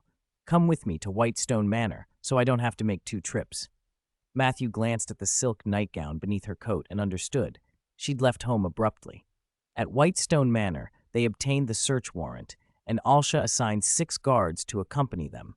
The group hurried to the White ancestral home on Municipal Plaza Street. Link knocked. After a moment, the door opened to reveal the family butler. Link presented the freshly issued warrant. "We are court wizard investigators looking into the missing persons in Whitestone Town. This is the search warrant." The butler's expression shifted, and he motioned for a young attendant to alert his master. "Please come in." He led them toward the reception room, but Matthew frowned. This route was deliberately slow. He had been here before and knew the layout. The butler was buying time. Being searched at night unsettled most people, even if they had nothing to hide. Beneath his robe, his right hand moved slightly, and he cast a discreet detection spell. An invisible pulse swept the house. Link's face changed minutely. At close range, he'd noticed Matthew sliding his hand, but he said nothing. Matthew's spell revealed that Jack White was no longer in the basement. He was in the reception room on the 2nd floor. The magical creatures Matthew had seen in the basement during his previous visit were gone. This was troubling. Why would a normal man move magical creatures out of the basement in the middle of the night? Matthew frowned. When they reached the reception room, Jack White stood to greet them in a purple tailcoat. "Lord Link investigators, please sit," he said with practiced warmth. Link waved him off and produced the warrant. "We're not here as guests. "We have a search warrant." Jack read it, then protested, though his voice showed strain. "If you have a warrant, by all means, search. But the White family has broken no wizarding laws. What happened tonight? I heard the commotion and the night watchman's horn. Is this truly connected to the White family?" Link spoke plainly. "Your father, Old White, turned into a monster. There's a significant connection to the missing persons case." Jack's face went pale. "That's impossible. My father died months ago. I oversaw his funeral myself. Could a necromancer have desecrated his grave?" "His body is at the security office. We'll need you to confirm that, and we'll have to examine his grave. For now, we'll search the house." Jack's expression hardened. "Very well. I'll go to the security office to confirm." 37. Deception and sneak attack. Several people split up, searching the house in groups of 3. Matthew took 2 guards and went down to the basement. It was pitch dark, no lamps at all. The guards lit the oil lamps they carried. Their dim glow barely brightened the cramped room. The basement was sparse and utilitarian, stripped clean except for a few tables pushed into a corner. Jack followed them down, arms folded, leaning against the doorframe. "This used to be where the Whites stored food," he explained. "We only just moved back into the ancestral home and haven't started using it yet." Jack watched Matthew with a faint, insolent smile, confident the investigators would find nothing. After Old White's mutant form had fled, Jack had been moving things out of the basement. By the time Matthew and the others came to search, the job was already done. Matthew ran a fingertip over the tables stacked in the corner. "These don't look like they're seldom used. There isn't a speck of dust on them." Jack's smile froze, then he shrugged it off. "That's all thanks to Rodrigo. He's an industrious fellow, a very good butler." Matthew didn't let on that he already knew the truth. When his finger touched the tabletop, the metal disc embedded in his mind shimmered. A faint red light flared and was drawn into the disc, the same energy he had detected in Old White's mutant form. Coupled with what he had observed when he'd secretly scoped the house earlier, it made the picture clear. Something mysterious was happening in the basement, and Jack was closely tied to Old White's mutation. He also sensed an inexplicable hostility from Jack. Putting pieces together, Matthew suspected the attack on number 56 Riverside Street had not been random. It had been orchestrated by Jack. The 2 wizards Matthew had met at the gates of Whitestone Manor might even have been Jack's hires. Half an hour later, everyone met in the drawing room. Link asked, "Any clues?" Matthew shook his head. He didn't mention the metal disc or the red energy. That was a secret he needed to keep to himself. Anna reported, "I found some of Old White's meditation method notes, but they're all from more than a decade ago." "He's been stuck at 3rd-level wizard apprentice for over 10 years, Link said. "He may have given up on his meditation method long ago. I didn't find anything useful either. Let's check Old White's grave." They followed Jack to the White family cemetery. They dug up Old White's grave and opened the coffin, empty. No body, no traces. Link had the impression that Old White's remains had never been buried there. The grave yielded no clues. After a long, fruitless night, everyone was exhausted. Link dismissed the team to rest and arranged to check Lady Alsha's autopsy report together the next day. When Matthew returned to his residence, he first went to see the injured Chris. After Chris drank a hemostatic draught and bandaged his wounds, his injuries were under control. Matthew took 2 small vials from his pocket, Skelegro and a flesh-replenishing potion, and instructed him, "Drink this red potion first, then begin the clear potion 2 days from now. For the clear one, take it 3 times a day, 1/3 of a bottle each time." "Lord Matthew, thank you," Chris said gratefully. "Rest," Matthew replied gently. "It should regrow within 3 days." Back in his room, Matthew drew out a dark green potion and drank it. A sharp sting raced down his throat, turning quickly into a nauseating taste. His face contorted as something writhed beneath his skin. His eyes, nose, mouth, and ears seemed to liquefy and refashion themselves. His bones shifted with a series of cracking noises. Moments later, he had become a thin-faced man with dark eyes and red hair. Gelman, the persona he used when causing trouble in the Hogwarts world. Gelman was going to expand his new business in the other world tonight. Space twisted, and the figure vanished. No, 18 Municipal Square Street, top floor room of the White ancestral home. With a flicker, the thin-faced, dark-eyed, red-haired man appeared in the room. Jack was dangerous. On paper, Old White had been merely an aristocratic wizard whose power had diminished in life, but his mutant form had become a serious menace. Without the basilisk's poison, Matthew would have struggled to deal with it. If Jack continued his meddling, he could create something far worse. Matthew had no intention of keeping an enemy like that alive in the world. Link had turned up nothing, so Matthew decided to act himself. He flicked his wand, cloaking himself with a disillusionment charm and muffling his footsteps with a silencing charm. Under his robes, his right hand traced a detection spell. An invisible wave radiated outward through the ancestral home. The detection magic revealed Jack was asleep in a room on the second floor. Matthew didn't intend to kill him. He needed a living captive to extract the secret of Old White's mutation. Jack was only a second-level wizard apprentice after all, but Matthew prepared anyway. He withdrew the basilisk's eye from his pocket. Silenced and unseen, he slipped to the second-floor room and stood at Jack's bedside. Jack slept on, unaware. Matthew leveled the basilisk's eye at his face and spoke softly, "Jack White." A name in his ear jerked Jack awake. "Who's there?" he called, eyes darting around the dark room as if he'd woken from a nightmare.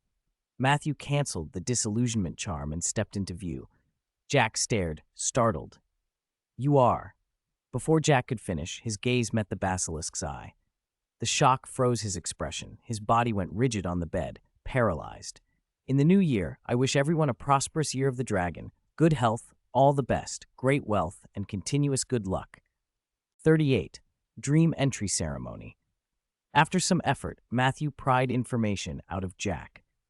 As he had suspected, the attack on 56 Riverside Street by the Old White Mutant was not random. Jack had orchestrated it. The two wizards who attacked Matthew on the night of Lady Alsha's banquet had been hired by Jack as well. His obsession with Lady Alsha was disturbingly twisted. Simply because Matthew had shared a dance with her, Jack had decided Matthew was an obstacle to be removed. Matthew still could not fathom that logic. Jack's gaze had gone dull. To make him talk, Matthew dispelled the petrification that covered his head and gave him a dose of veritaserum. Memory is not like an open book, and thoughts are not carved whole into the brain for another to read. Memories are tangled, layered things. Even with legitimacy, Matthew could not simply skim a mind like a page. He had to provoke the right emotions with words and potions to unlock the relevant recollections. Blue light flared in Matthew's eyes as he looked into Jack's and asked softly, "How did you turn Old White into that state?" Jack's expression twisted as he struggled with the secret. The veritaserum left him no choice. He answered slowly, "A few months ago, through my friend Thor Griffin, I joined the Mining Brotherhood. He taught me a dream entry ritual. By performing that ritual, you enter a dream that leads into a plane, the domain where a deity is said to dwell, and where the deity grants divine grace.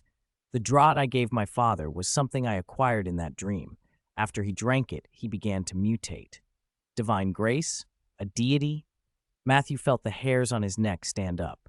How did a missing person case lead to talk of gods? From what he knew of this world, there were supposed to be no living deities. People worshipped long-dead, powerful wizards, and there were no records of miracles. Matthew kept his voice low. "After you entered the dream, did you actually see this deity? Are you a follower of his? For caution's sake, do not speak the deity's name." "I never saw the deity," Jack said, "and I am not a follower." "So if you didn't see a deity, how did you get something called divine grace?" Matthew was surprised. Jack explained, "That's what the Mining Brotherhood calls it. I joined to get benefits. I'm not a believer. There are many like me, people who trade favors and resources. The dream entry ritual the Brotherhood uses takes you into a plane full of mist. Entering the dream from different locations leads you to different places inside that plane. The divine draught I got came from the fruit of a plant found there. The Brotherhood calls everything you get in the plane a gift from the deity." Matthew stroked his chin. The plane sounded like an otherworld, and the dream entry ritual was the key. Wizards of this world knew about other planes. Ancient records spoke of plane wars. Matthew had read about those campaigns. Centuries ago, invaders from other planes had attacked, and although the wizards repelled the invasion, the wizarding world was left weakened. Since then, the number of truly powerful wizards had dwindled. More than 1,000 years had passed without a wizard above the 4th level appearing. Today, first-level sorcerers form the backbone of the northern factions. Second-level sorcerers are their top fighters. Third-level wizards run regions and sit on the Northern Wizard Alliance Council.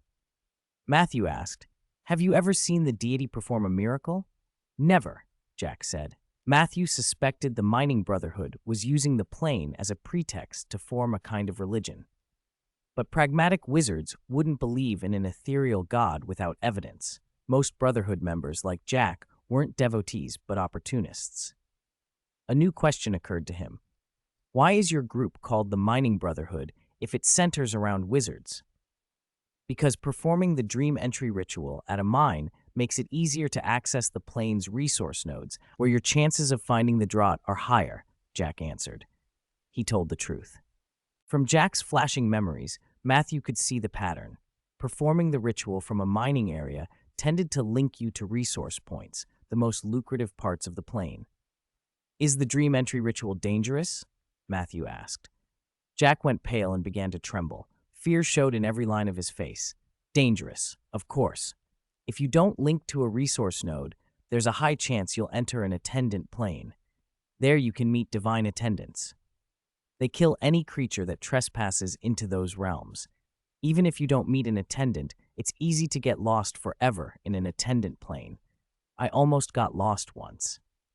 From the memories that flickered through Jack, Matthew saw that Jack had indeed once stumbled into such a realm. By luck, perhaps because he performed the ritual from a mine, Jack had found his way to a treasure land before encountering an attendant. Matthew regretted that the Veritaserum could not let him see the divine attendants directly. One last thing Matthew had to know. What did you have stored in the basement before? Where did it go?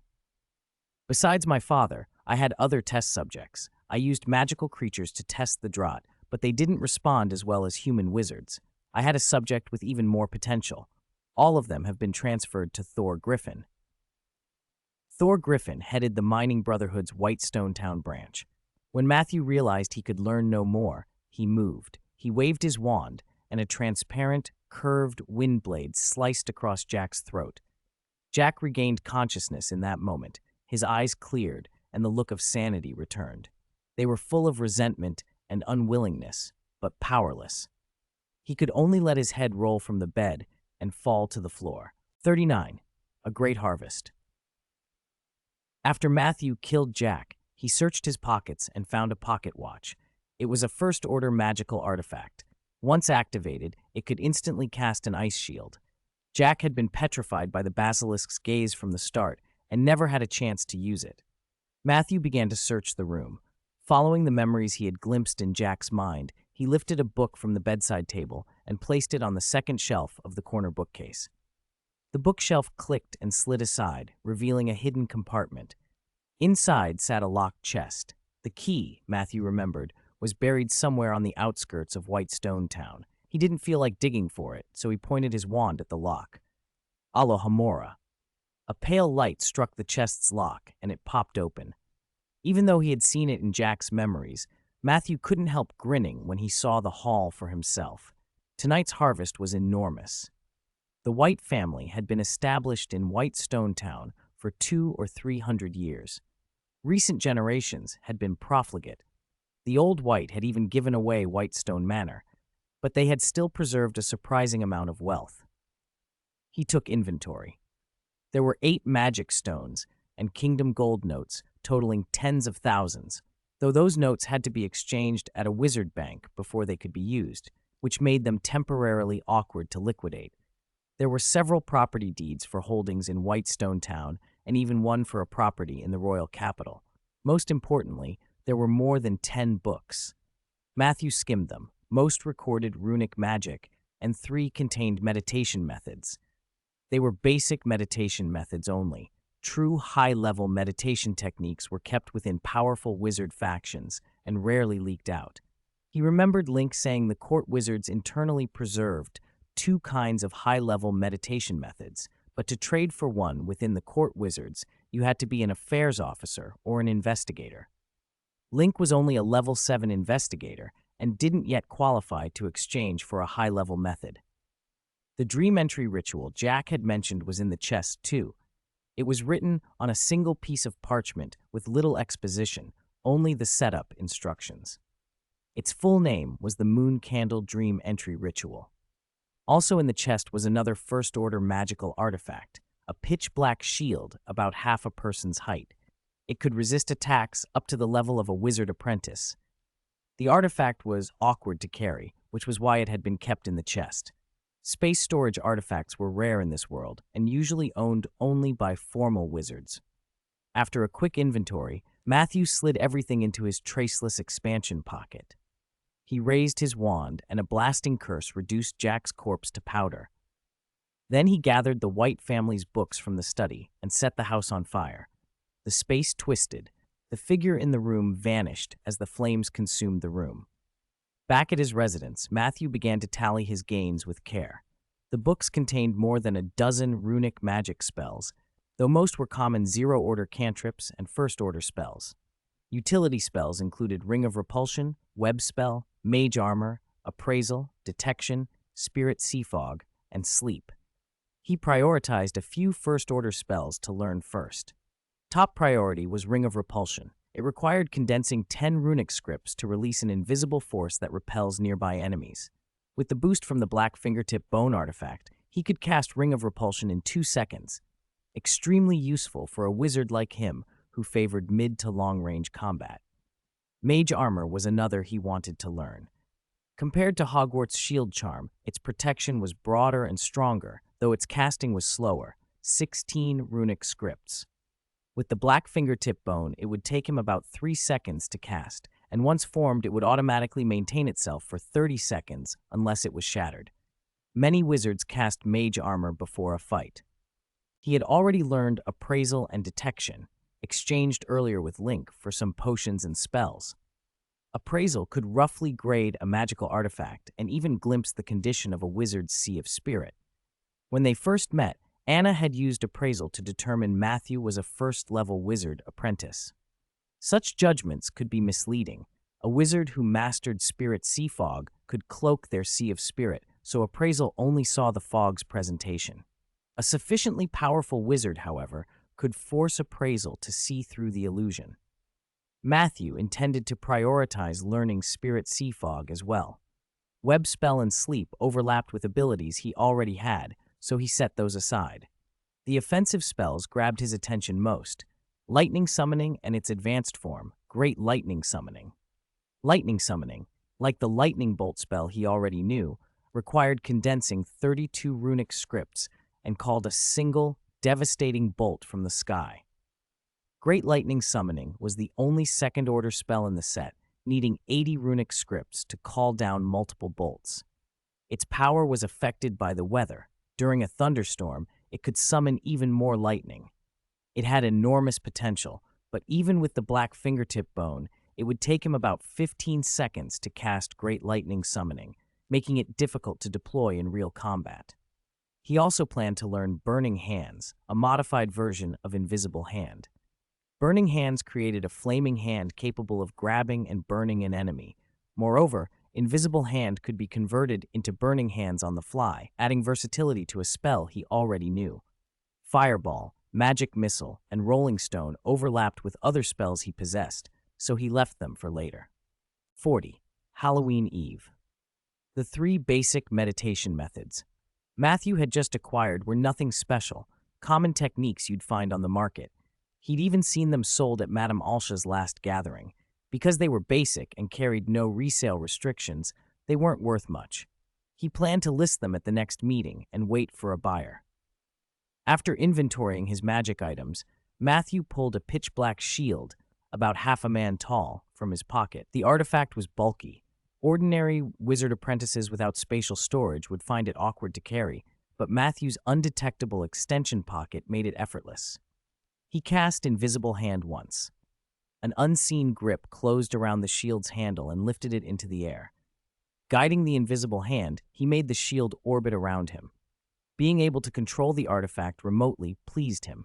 It added a lot of defensive flexibility.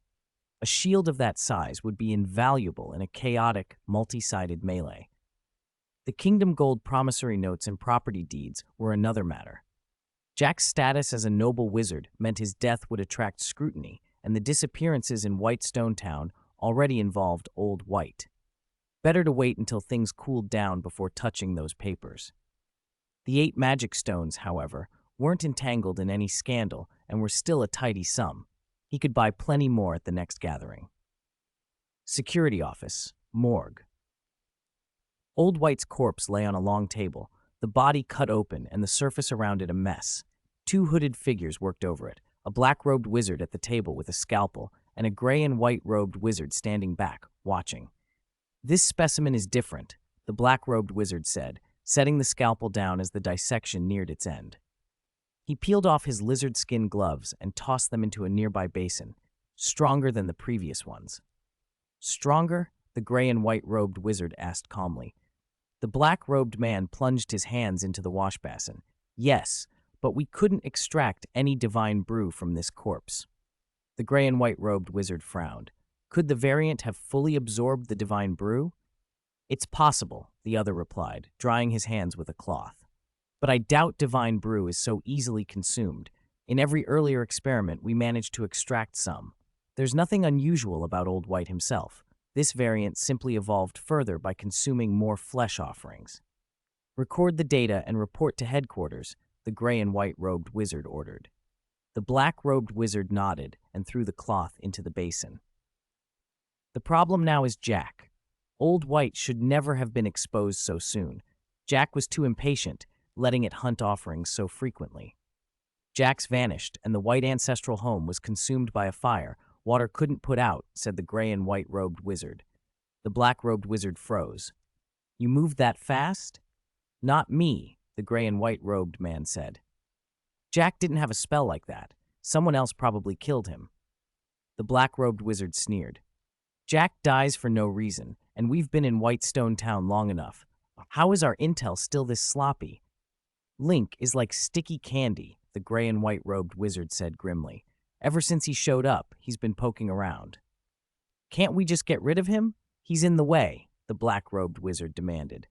"But he's the investigator squad leader," the other replied slowly. "Act rashly, and we'll draw the court wizard's attention." "I'll handle it," the gray and white-robed wizard said. "There will be no loose ends." Tomorrow was Halloween, and Hogwarts would hold its Halloween Eve banquet that night. Matthew cut his meditation practice short to attend. Over the past days, he'd more or less mastered the magic he'd salvaged from Jack White's house, but his meditation progress had slowed. He lacked an auxiliary potion to speed cultivation. Breaking Amon's basic meditation technique through to 3rd-level wizard apprentice required a potion that could temporarily boost mana activity, the mana activity potion. He hadn't found its recipe in Whitestone Town, so without it, he could only grind his way forward. The banquet reminded him of another potion, the potent vitality potion, whose main ingredient was troll blood. It restored stamina and, incidentally, raised mana activity for a while. He had no troll blood in his undetectable extension pocket, but there was a living troll at Hogwarts, and in his past life memories, that troll would be set loose during the banquet, the perfect opportunity to obtain the ingredient. Leaving the room of requirement, Matthew headed down to the Great Hall. Junior wizards hurried the same way, buzzing with excitement.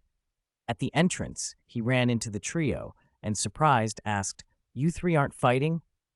Harry, Ron, and Hermione looked blank. In perfect unison, they answered, "Huh?" Matthew rubbed his chin. Had his little incident with the butterfly wings stirred something up? He'd been so wrapped up in new spells and cultivation that he'd barely noticed their quarrel. Whatever had been brewing had evidently shifted. He grinned. "Never mind. I was just saying hello." The 3 exchanged glances and then greeted him politely. "Good evening, Senior Matthew." "Where's Neville? Why isn't he with you?" Matthew asked. Ron sighed. "Trevor's gone missing again. Neville went to find him and told us to save him some food and head to the hall first. He's afraid we'll run out if he's gone too long." Matthew's brow lifted. He'd promised to teach them the spell to summon a familiar, but had been too busy and nearly forgotten. Next time, he told himself.